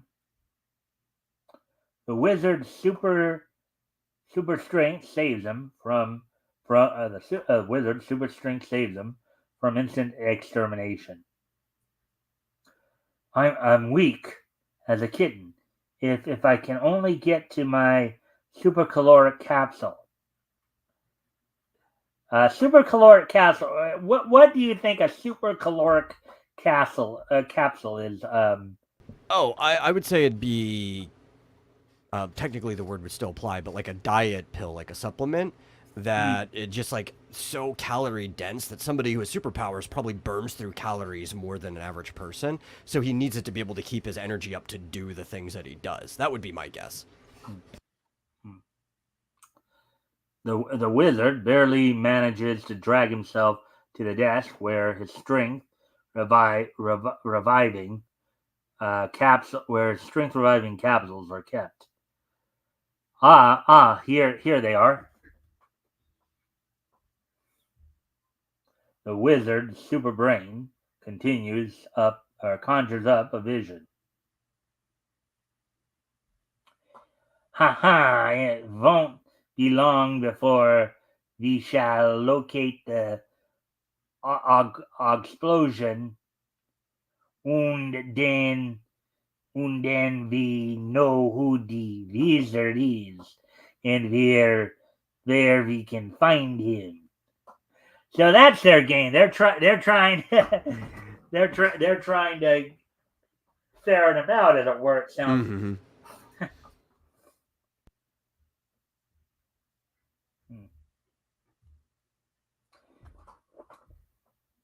In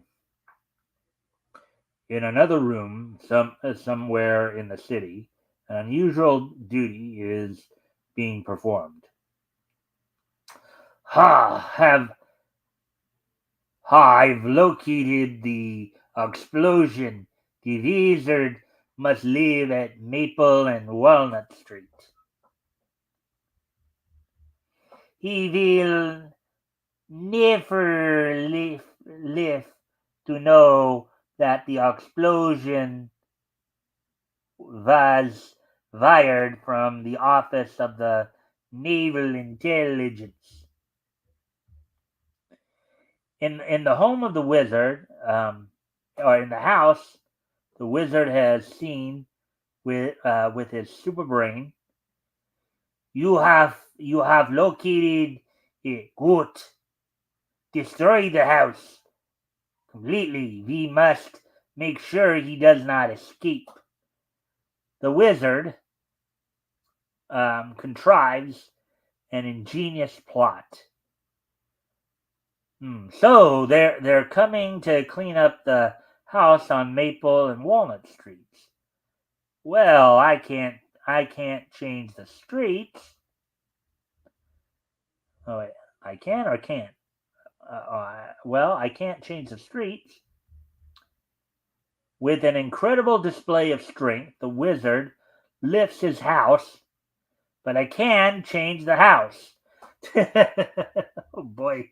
That is definitely an incredible feat of strength right there, especially the fact that the house isn't falling apart as he lifts it. So there has to be, I guess, with his brain power, some form of like psychokinesis that's actually holding the house together as he touches it. Yeah, and I guess we can go back real quick here. Um, See if I can find that. Yeah, it would be in line with his power set, is all I'm saying. Yeah, just to kind of again, probably a good time to remind everybody of what his power set are. Yeah, what he can do. Just normally I wouldn't go through all this because usually if you stick around read the stories enough, you should you would know this, But, Well, this is like the question with the Shielder, like, because I've only ever read some later stuff of him as well, and it's like, it was still kind of in line, but I was just wondering, like, how early did that crazy stuff start happening, or was he always exactly that strong? all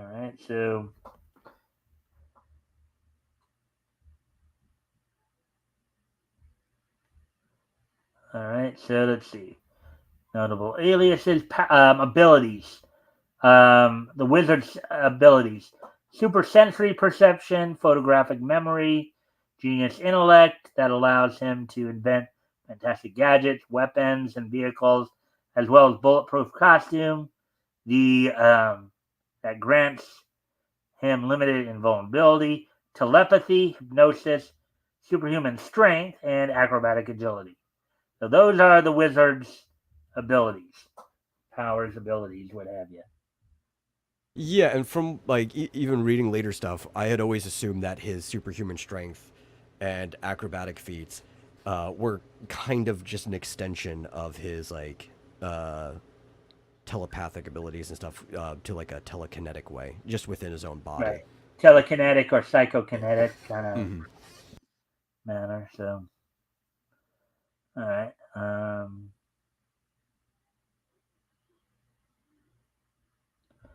All right. So, anyways, continuing on here, then the wizard sets his own house next to the den of the plotters. Hope the moving men's union doesn't catch me.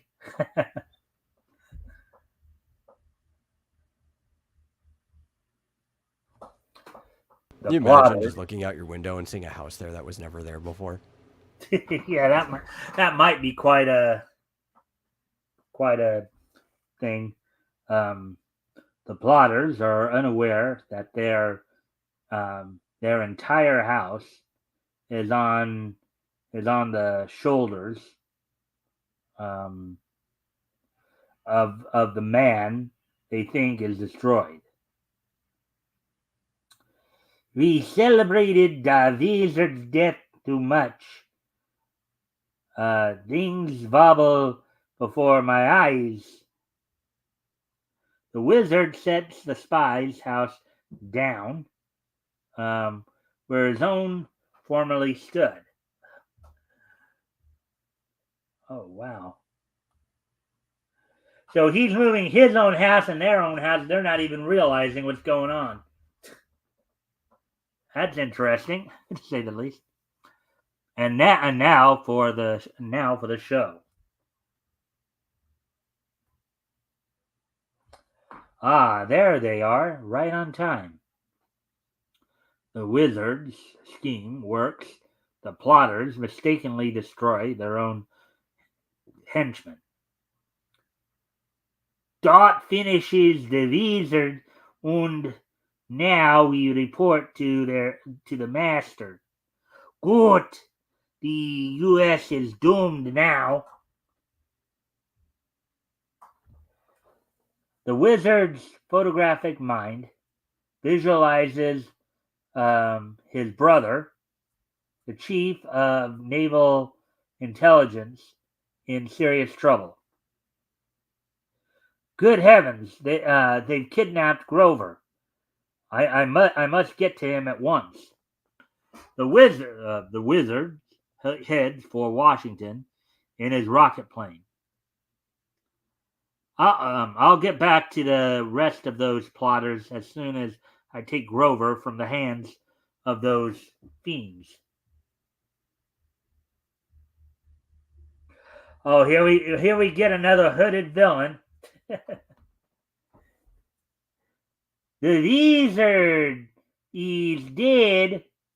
Now we demolish all the strategic military centers of your country.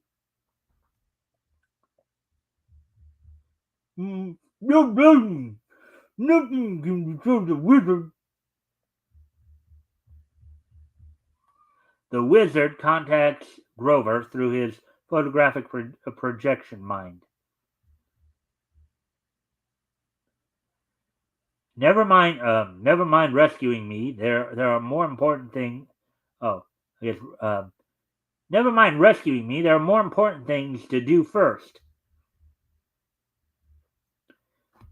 In Washington below, the wizard's plane. Congress is in session. While outside, the Monsconians prepare to destroy the U.S. government.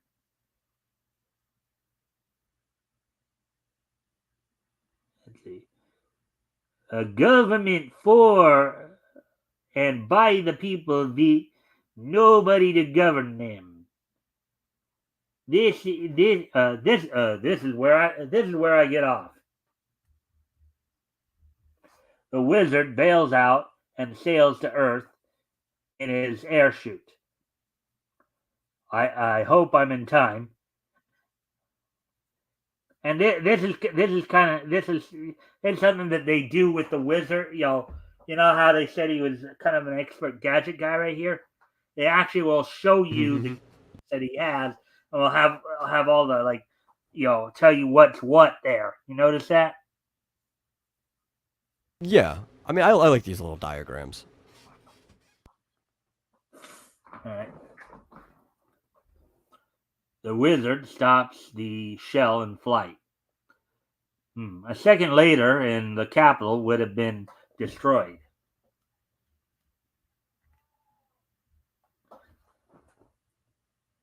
And flings the shell back at the cannoneers. Here's a taste of your own medicine. How do you like it? The wizard sets his super brain to work. We have men stationed at this point and Annapolis. So soon we demolish these places and leave the U.S. Army and Navy without sufficient officers. Our Monsconian government will invade the U.S. This is even more serious than I thought. In the FBI office, I must have the complete cooperation of your entire force. I'll put my best man on the case. This is the shield. And, and you're the wizard. I have looked forward to this meeting. The readers have too. Huh? You must proceed immediately to Annapolis and West Point. I'll handle the situation here. The wizard swings into immediate action. He reverses his air chute. I've got my plane parked right above. That's a new one on me. Me too, Chief. Oh, what the? That's a new one on me too, Chief. All right, so I kind of got a little confused on how that sequence was playing out there. The Just wizard right out the window. Huh? Just right out the window. Yeah. The wizard converts his neutral plane to a rocket ship. I can make better time flying through the stratosphere. The wizard arrives at Annapolis and hovers over the Potomac. The boat doesn't look as though it belongs there. On the boat below. Look, a plane!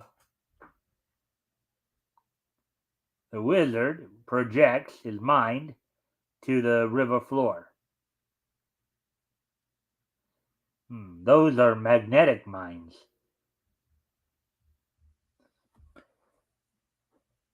A midshipman who sees the happening does not know that the plane is being converted to a submarine. Great Scott, a crack up!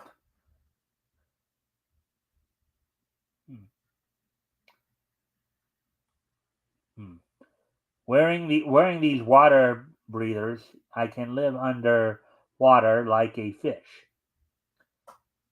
Meanwhile, at the bottom of the river, you look at how they drew that mask right there. That I guess he calls it a water breather right there. It almost looks like a face hugger, which I mean wouldn't come around for quite a while, but yeah, I was just thinking that. Like that's what I was thinking. That it, like looks kind of like a squid or a mini octopus or something like that. A star creature, maybe. The diver. Also look at the type of diving apparatuses that they have, right? Like that's even then, that's the type of apparatus you use to go deep. So clearly, even with the water breather, he's having to use like his powers and his super strength because he'd be dealing with a lot of pressure down there that wouldn't be alleviated just from having a mask on. Yeah. And if he rises too fast from that, he'd end up getting the bends. Oh yeah. Oh, nitrogen expanding inside your blood is awful. Yeah. The divers are hoisted to safety. It is the wizard. Lower the batteries. We fix this wizard.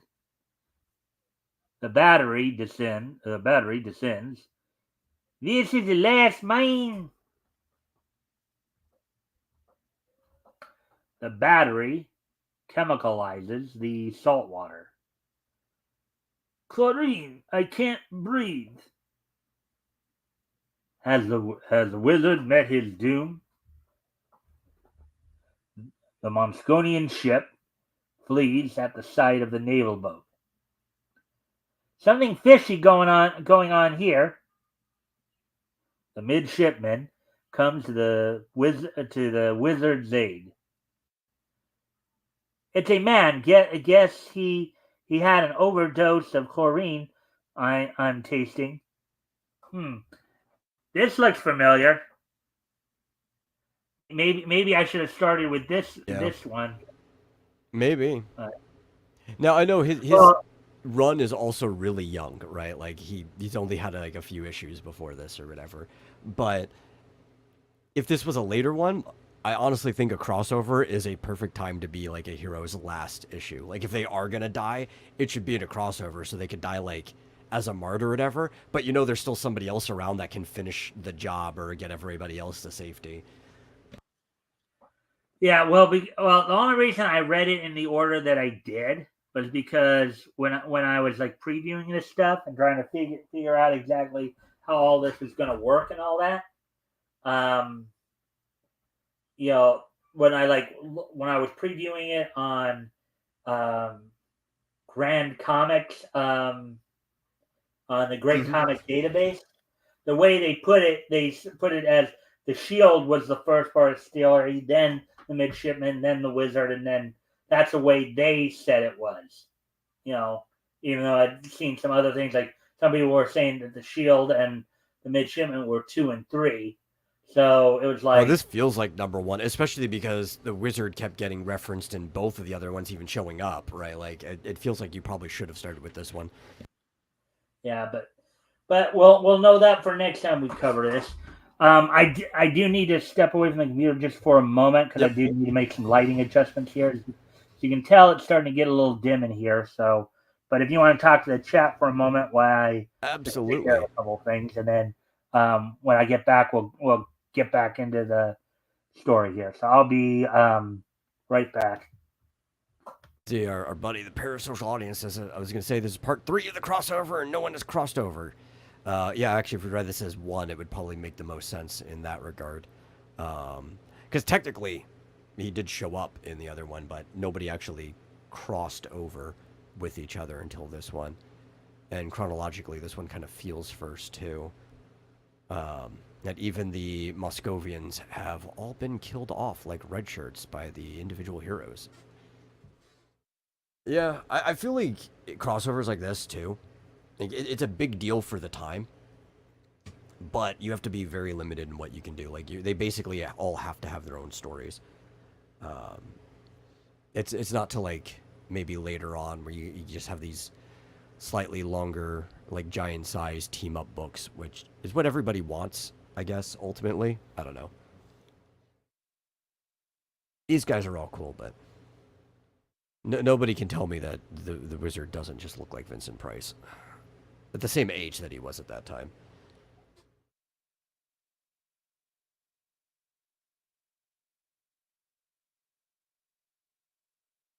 Every time I read the character's lines too, I'm hearing it like in Vincent Price's voice in my head.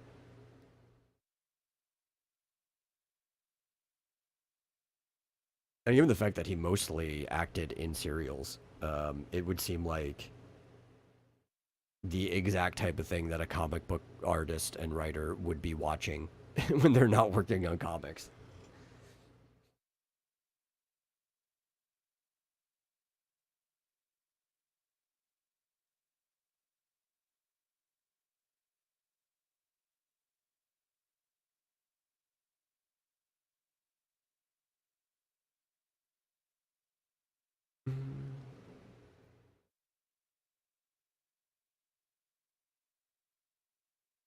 Oh, I'm tired.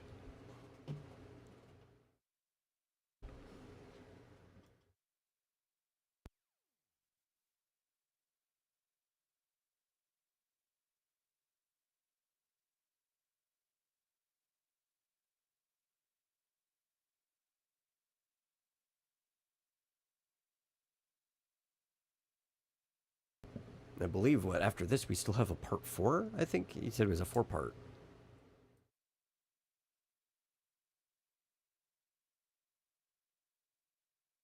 Said yes, Vincent Price was the perfect Eastern European cat. Vincent Price is one of my favorite actors of all time. I love Vincent Price. A shame that he passed away when I was but a wee lad, but also makes sense because he was. I think he was like in his 70s or 80s when he passed away. He was already like really old. I think he'd be like 105 today or something like that if he was still alive.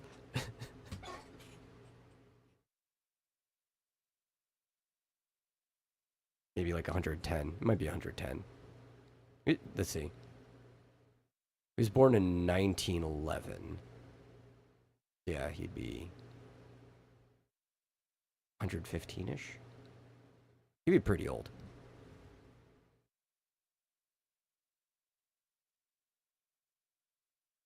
You can only do 3. They were starting to get towards the end anyway.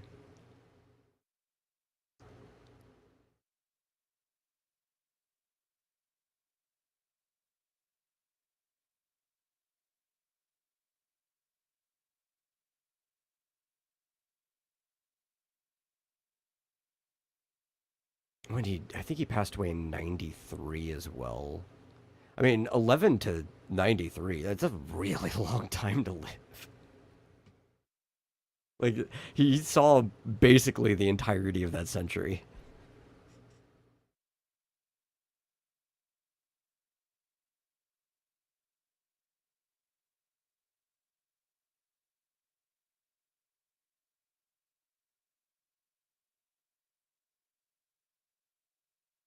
Yeah, he could. Looking at the age of the people running, if he was still alive, he would probably pass. I'm sure plenty of people would vote on him just from his fame alone.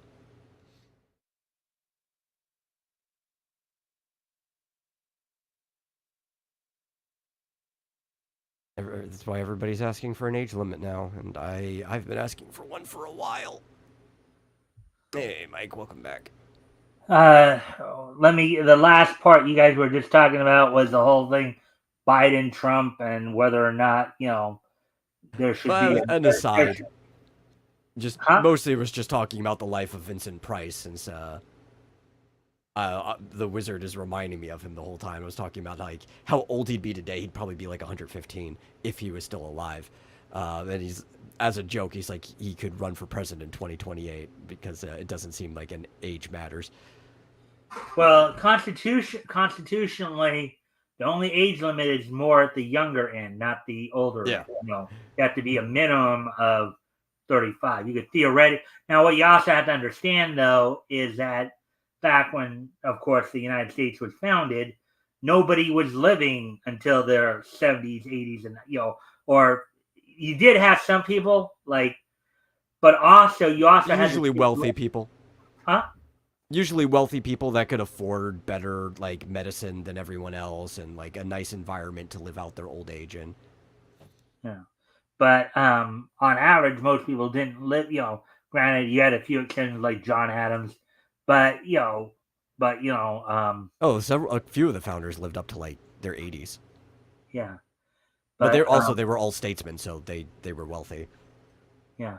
Well, Washington died 2 years after he left office. Yeah.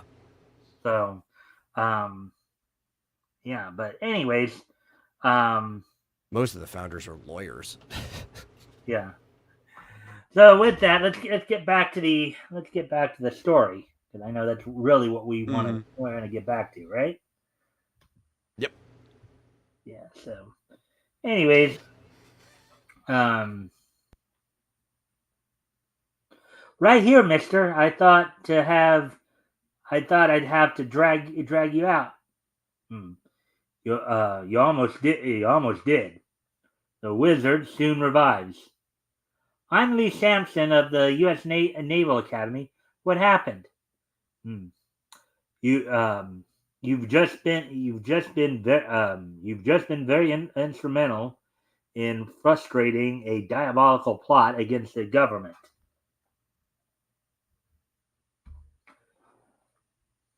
I'll report this immediately to my superior officers. This is the second time they've tried to mine this river. Who are you? So maybe the other story did happen. Because I I think thought the this. stories are supposed to be happening simultaneously. It's just trying to like piece together the flow between them. Hmm, hmm. Who I am, only one living person knows. However, I am known as the wizard. The wizard? Say, I thought those stories about you were myths. I've heard about you. I can see I am leaving the situation in capable hands. And here, I mean, okay, you look at Lee Sampson right here. They drew him differently here than in his own feature. You notice? Yeah, though I think that's probably mostly the difference in the artists trying to capture the character. But yeah, I see it. Because in his own feature, he was blonde. Here, he's got black Yeah, hair.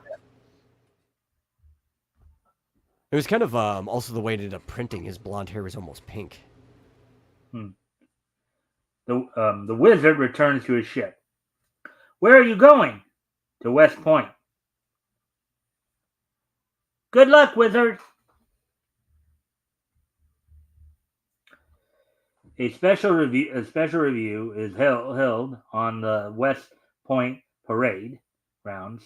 The highest government and army officials are present to watch the graduation dress parade. It's too bad the president couldn't attend. He is well represented. The entire cabinet is here, as well as every high-ranking officer of the entire army. Do you think maybe the artist of this book didn't know what Lee looked like outside of his costume and just guessed? Oh, you mean that Lee Sampson? The only thing he knew about Lee Sampson, um, Lee Sampson was a midshipman, and he probably. Yeah, like I he mean, only I ever guess saw him like maybe with the naval cadet hat on, and he didn't know what his actual hair color was before this. I guess it's possible, but you would think that if they were going to do a crossover story like this, there'd been some reason. But again, we're talking the early days of comics here. They probably Yeah, that's what I'm thinking, just because this how stuff early didn't it even is. probably even cross their mind to do. But Yeah. you know, Like if it was me, I would be sending character reference sheets of every character that would show up right, for it. But exactly. yeah, But here it didn't seem like they were. They were. yeah. It's kind of the old saying, the left hand doesn't know what the right hand's doing, kind of thing. Hmm. So, on a mountaintop, some distance away, our information was correct. They are all there. Good. Give the signal now. In a camp, which is thought to be a WPA project. WPA, of course, was one of the New Deal programs, I believe. I think it was the Water Powers Authority or something like that. Look, the signal.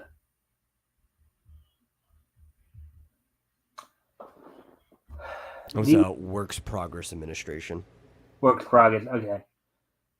The Tardolins, the tarpaulins are removed from the trucks, and the fleet of bombers is disclosed. The bombers take off on their mission of destruction. The leader of the bombing fleet gives instructions. I will drop the first bomb. Cadet Keith Cornell disobeys, eyes right order, and looks up. He sights the bombers.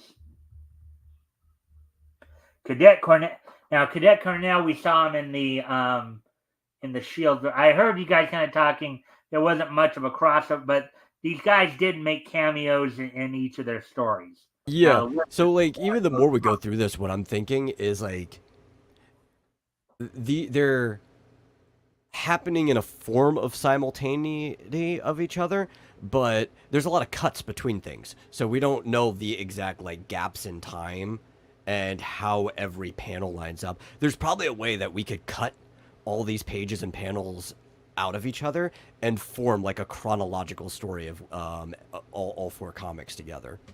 Yeah.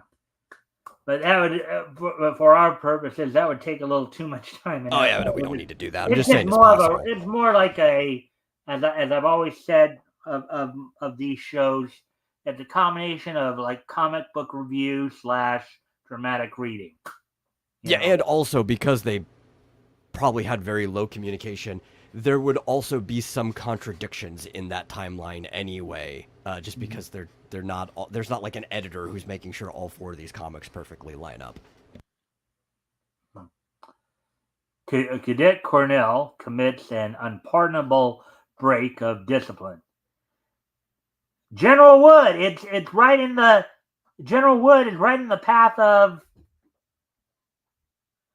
Look out!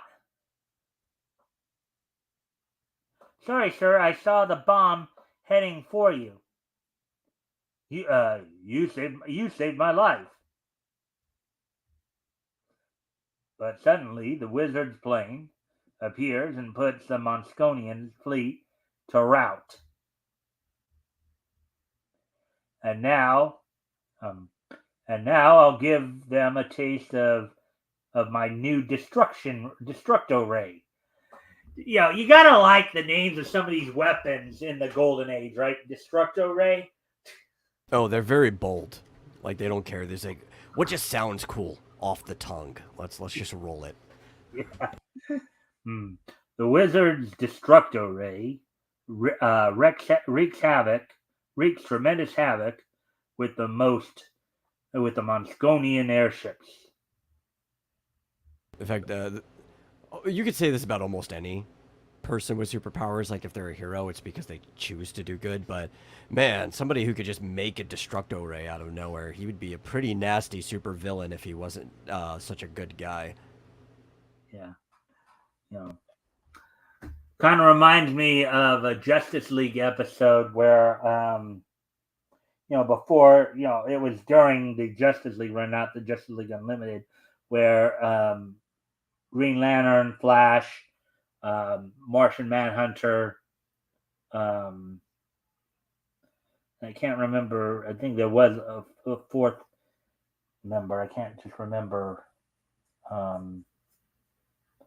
who it was, but four of the Justice League members had crossed over into another universe that was kind of a pastiche to the Golden Age, right?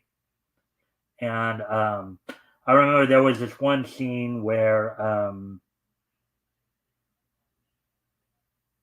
now I just lost my train of thought. Well, anyways, was it the one where they ended up seeing like the evil Justice League on the other side, where they had like Ultra Woman and or like no, Ultraman not that one, not that one. Okay. It's like the one I'm talking about. The episode I'm talking about, I think it's called Legends.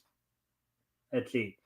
It was Green Lantern, Flash, Hawkgirl, that's who the 4th member was, and Martian Manhunter. They'd crossed over to a world that had pastiches to the Golden Age Justice Society. Oh, okay. They had like the Streak, who was a pastiche to the Flash, the Green Guardsman, who was a pastiche to the Golden Age Green Lantern.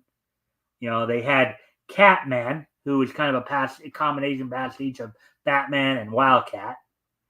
They had Tom Turbine, who was kind of a combination of Superman and the Atom, and they had Black Siren, who was a pastiche to Black Canary. I'm sure I've seen that episode before, but it's been so long that I don't even remember it. Yeah. Oh yeah, now I remember what I was going to say. So there was a statement that the Streaks character made where he goes, when they were battling a villain called the Wizard, who was actually a pastiche to the Golden Age Wizard, and he said, yeah, and just think, he could be using his powers to entertain kids at birthday parties. If I had superpowers, I would totally be entertaining kids at birthday parties in my downtime. All right. So, anyways, the wizard lands and receives the general's thanks. The U.S. government is grateful to you. I only did my duty. The general introduces the wizard to Cadet Cornell. And if it hadn't been for and if it hadn't been for Cadet Cornell, there would have been much more damage. Thank you, sir. The wizard flashes his super brain into action. One last chance. Who is the wizard? I'll never tell. They're going to kill Grover. They're going to kill Grover. In the house where Grover is held captive, slow slow poisoning will not change my mind. Goodbye, wizard. The wizard's stratospheric rocket ship brings him to Grover's aid in the nick of time. I'm here, Grover. Out of my way, you buzzards. The wizard straps an oxyhydros mask on the face of his nearly dead brother. This will bring you to the Monsconians have a last card up their sleeve. Hot cement. They're planning to bury us alive. I guess this is the end. The wizard wrecks the pillars. This pillar holds up the house. Fall under me when I tear it down. Here it comes. Hold tight, Grover. There they go. Let's follow. Let them be. They are only brainless underlings. They will lead to their master. Then I can strike and destroy the brains of this whole diabolical plot. Now I know what he meant by that, but that also you would think that does have kind of almost a darker intonation there. Yeah. With all that. But does the wizard win out as easily as he expects? See the next issue of Top Notch Comics and see for yourself and what happens to the Shield and the midshipmen when they run up against the Mosconians. The May issue of Pep Comics on sale now can tell you that.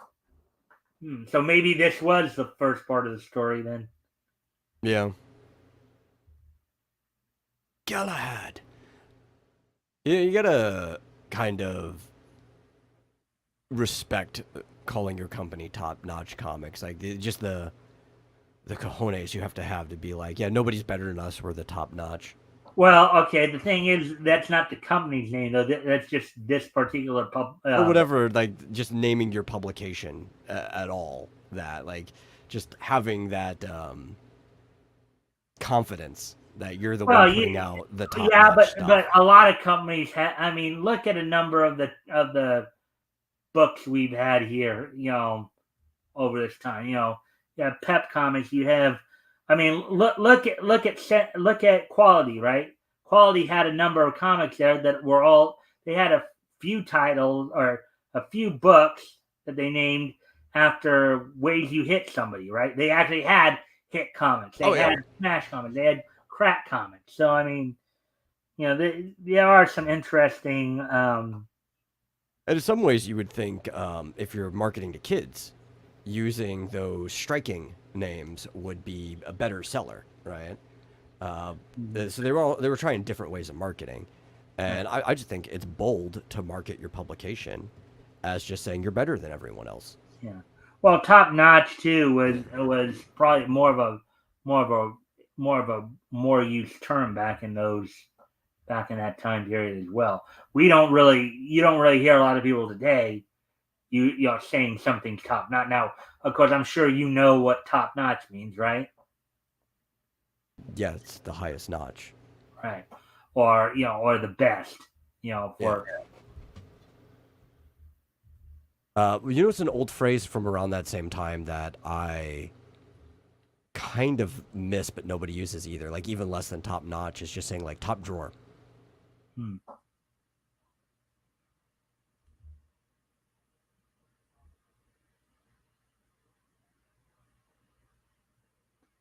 Yeah, there's the West Pointer story is also supposed to be in here. I'm just hoping it's not one of these situations where they just didn't put it in for some stupid reason.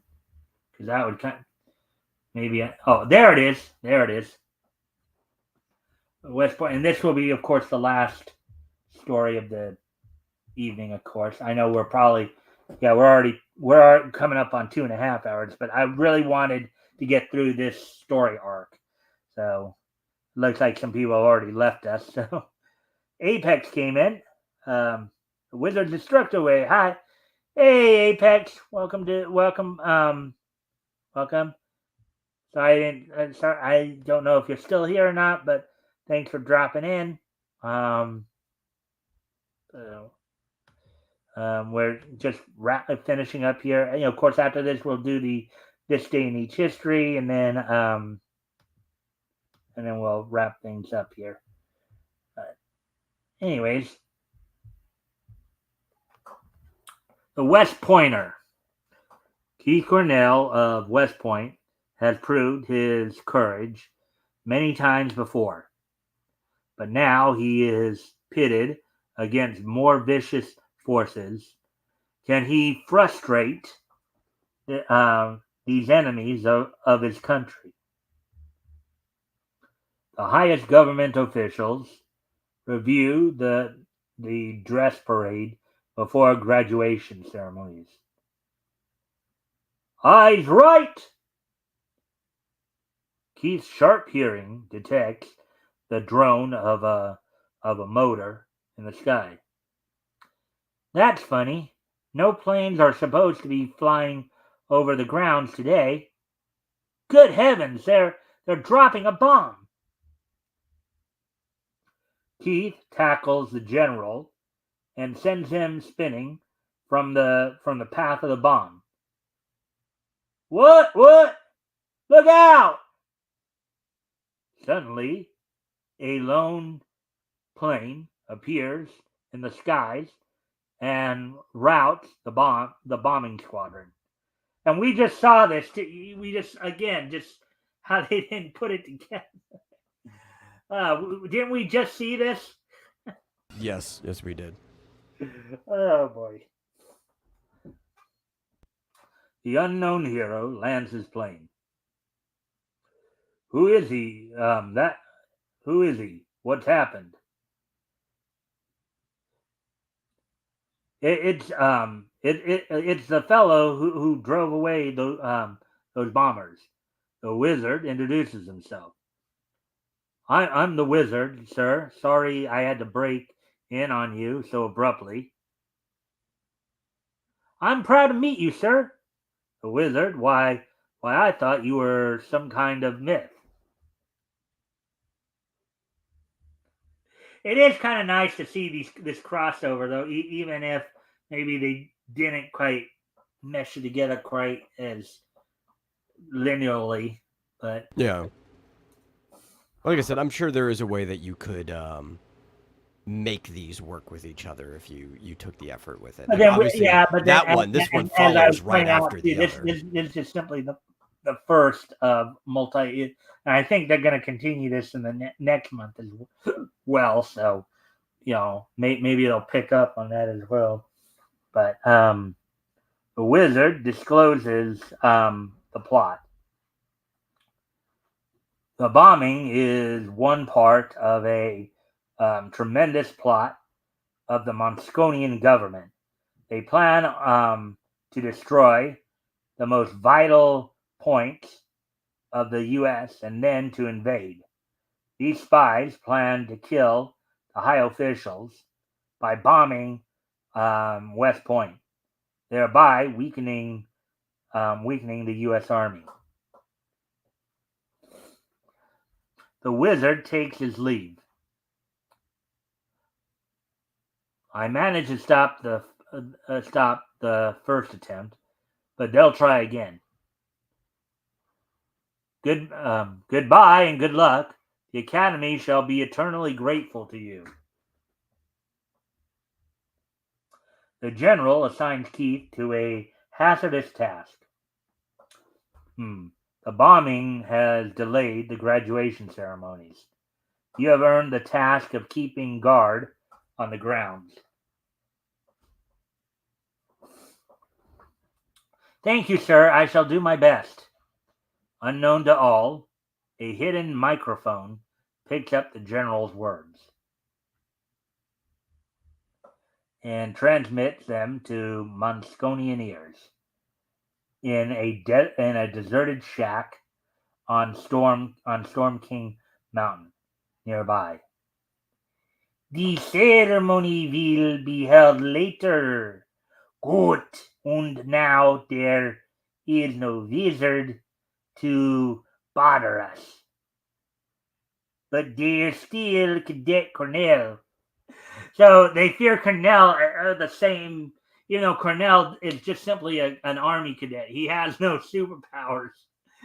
Yet, he's viewed as much of a threat as the wizard. Can you get that? Yeah, that just shows how confident he is. He's very good at his job. Yeah. Keith phones the military guard at the academy gate.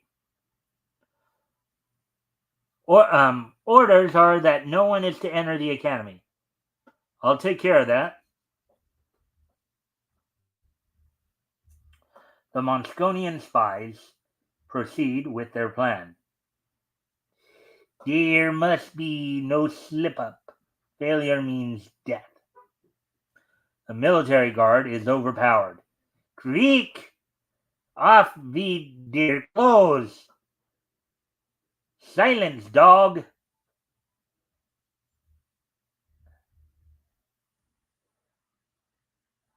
The guard is forced to phone Keith. Someone here to see you, Cornell. Okay, I'll be right over. Keith is met with a surprise attack. It is Cornell. What the? Keith recovers from his surprise very quickly. I've been looking forward to the pleasure of this meeting. Don't let him get away. Oomph! Meanwhile, Monsconians, disguised in military uniforms, overpower the motorcycle patrol. This will keep you quiet. Hey, you can't go. A time bomb is planted. If the U.S. government wiped out the one blast, the U.S. is doomed. Yeah, I mean, I think the Monsconians, I guess, are supposed to be, a substitute with the Germans, probably.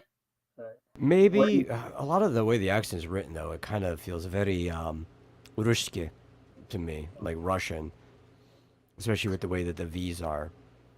Yeah, but the thing is that the Russians were actually, I think, our allies during World War. Yes, they were. But between like the name and the way they speak, it's like it could be a combination between the two. Maybe whoever wrote these stories was not a big fan of the Germans or the Russians.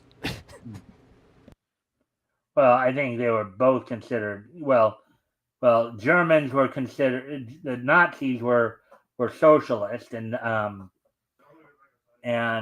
Russians by this point were communist. Which is they're the same thing. Like socialism comes from communism. Right. It's basically the point I always make about it is that they're basically brothers. They basically came from Marxism. They're like Marxism Marxism's a daddy, and socialism and communism are like brothers. But a lot of people The are saying Nazis and the that communists the two hate each other, though. Socialists and like communists actually hate each other. they do and they don't, right? Like it's weird. Right? In pre-Nazi Germany, people were constantly switching sides, depending on like what was going on at that time between like the Socialist Party and the Communist Party, right? So it's like it really just depends. Like they could be either at any time depending on how the wind goes. You see, stories like this really give us some good Yeah. conversation material, wouldn't you say? Yeah.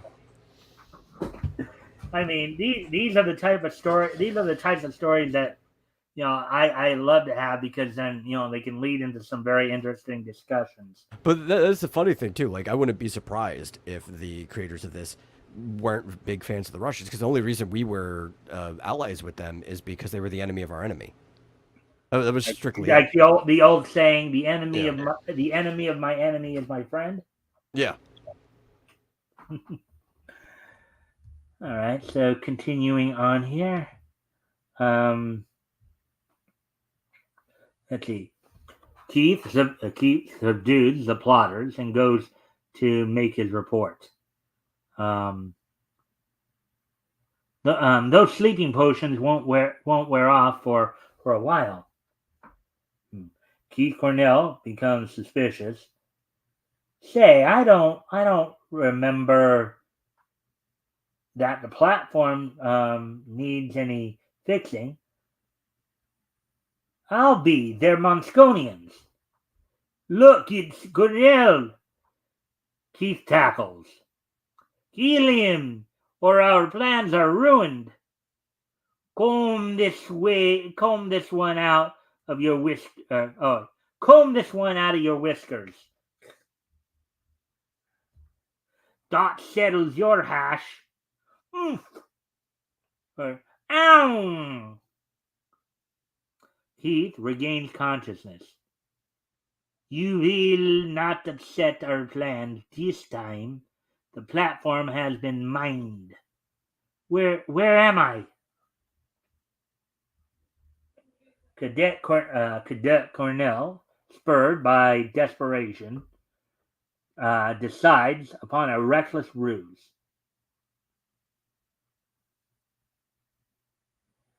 Attaboy, Wiz! You've come just in time. He's... The plotters fall for the trick. Oomph! Very easy. Look at how as Keith is sitting there, shoulder tackling one guy, the other guy's still looking around like the wizard's here. Yeah, not too bright. Knowing that there were we have seen a number of Golden Age henchmen, not necessarily the sharpest tools in the drawer, right? Yeah, I mean, I think it really depends on the nature of how you got hired, right? Like if it was just nepotism, like maybe it's a mob henchman, it's like, okay, that might be that dude's cousin and that's the reason he's there. If I was like a big villain, especially if I was like leading some type of socialist or communist party, well, actually in that case you don't really have too many options to pick from. You usually don't get the brightest in those people to begin with. But I would try to be pickier about the people working underneath me, you know? Stop him! So long, boys. Keith lands in a shower of glass. Ow, this glass is cutting me to ribbons. The cadet has more than one trick. Now to cut myself free. So now he's going to use the broken glass to cut him loose from the ropes. That's interesting. Keith proceeds to cut himself free. The Monsconians follow in close pursuit. He went under the house. Shoot to kill. We mustn't let him get away. Keith Cornell circles the house and attacks. Tag, you're it. He is a veiled man. Okay, the rest of you get into the car. Do as he says, or I'm a dead man. Keith orders them to drive to the academy. Now step on the gas, you monkeys. Yes, sir. Keith turns the Mosconian spies over to the guard. Take care of them. What? Unaware of the danger, the U.S. officials proceed calmly. Thank you, sir. Good luck. Suddenly, a wild figure dashes up to the platform. What's this? Off the platform, quickly! Keith tosses the bomb up into the air. Not a moment too soon. Later, the Academy will be forever indebted to you. I only did my duty, sir. And so ends the thrilling adventures of Keith Cornell. Look for further daring deeds of West Pointer in the next Top Notch Comics. All right, so now I will, of course, ask some typical questions. Normally, of course, I would have asked these questions at the end of each story, but since this was all one big story arc, I'll ask these questions now, and then we'll, of course, start to wrap up. We'll get to this day in each history, and then be on our way. How did you like the story, Metal? Any thoughts on it as a whole? How it all came together? As a whole, it was all right. There's definitely weaker parts in it. Also, I feel like if he wanted to, the wizard probably could have solved all these problems by himself. Really hamstringing himself here just to make it a crossover based on some of the stuff that I saw him doing it. But it was all right, especially for like an early crossover. Something that you don't really see in the industry up to this point. It set the standard. Yeah.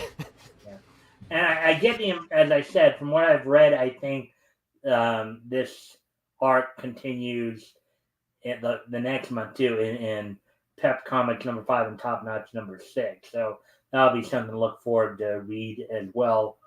When we next hit up Archie again.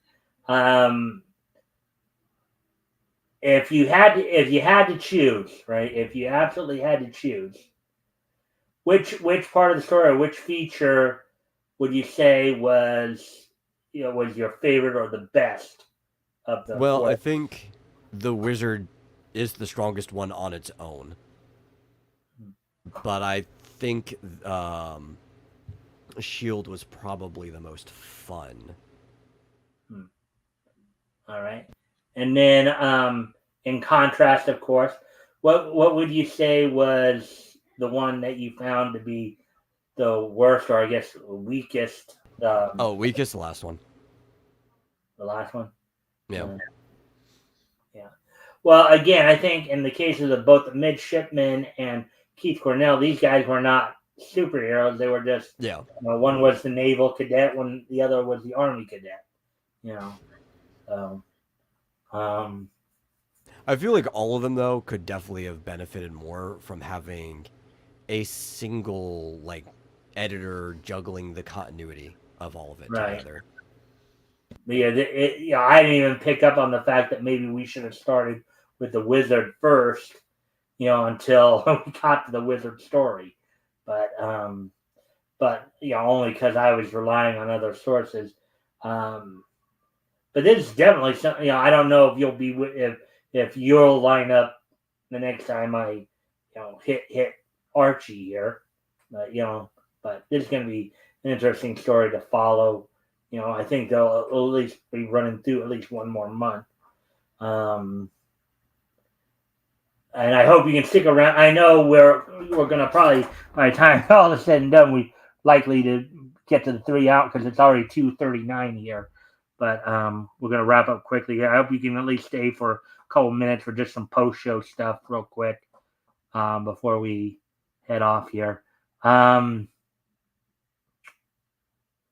right. So with that, today is Friday, July the 5th, 2024. So we're going to start to wrap things up here. we're going to finish things off by taking a look back at this day in Nietzsche history.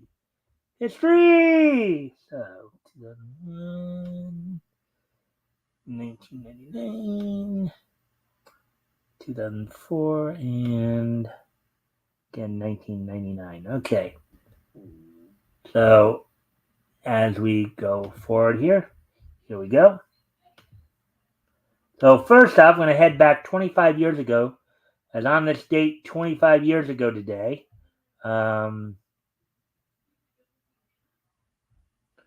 going to first talk on this date 25 years ago today. WCW held its Monday Nitro event from the Georgia Dome in Atlanta, Georgia. This was the Monday Nitro that was the go home Nitro before the Great American Bash pay-per-view. The main event saw Kevin Nash go to a no contest with Sid Vicious in a WCW World Heavyweight title defense. David Flair retained the United States Heavyweight Championship with Buff Bagwell with his father, Ric Flair, Arn Anderson, and Asia in his corner. Let's see.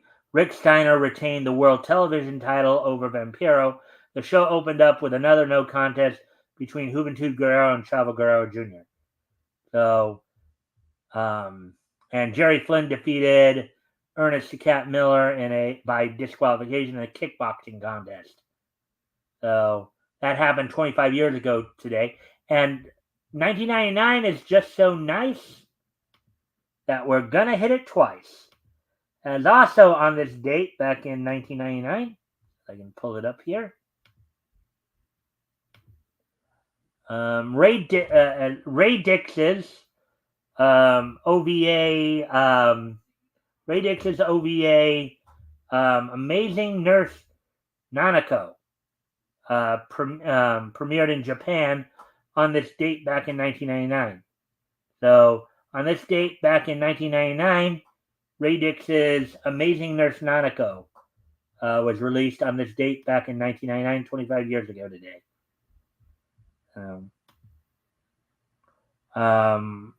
Moving ahead to 2001, on this date in 2001, which was 23 years ago today.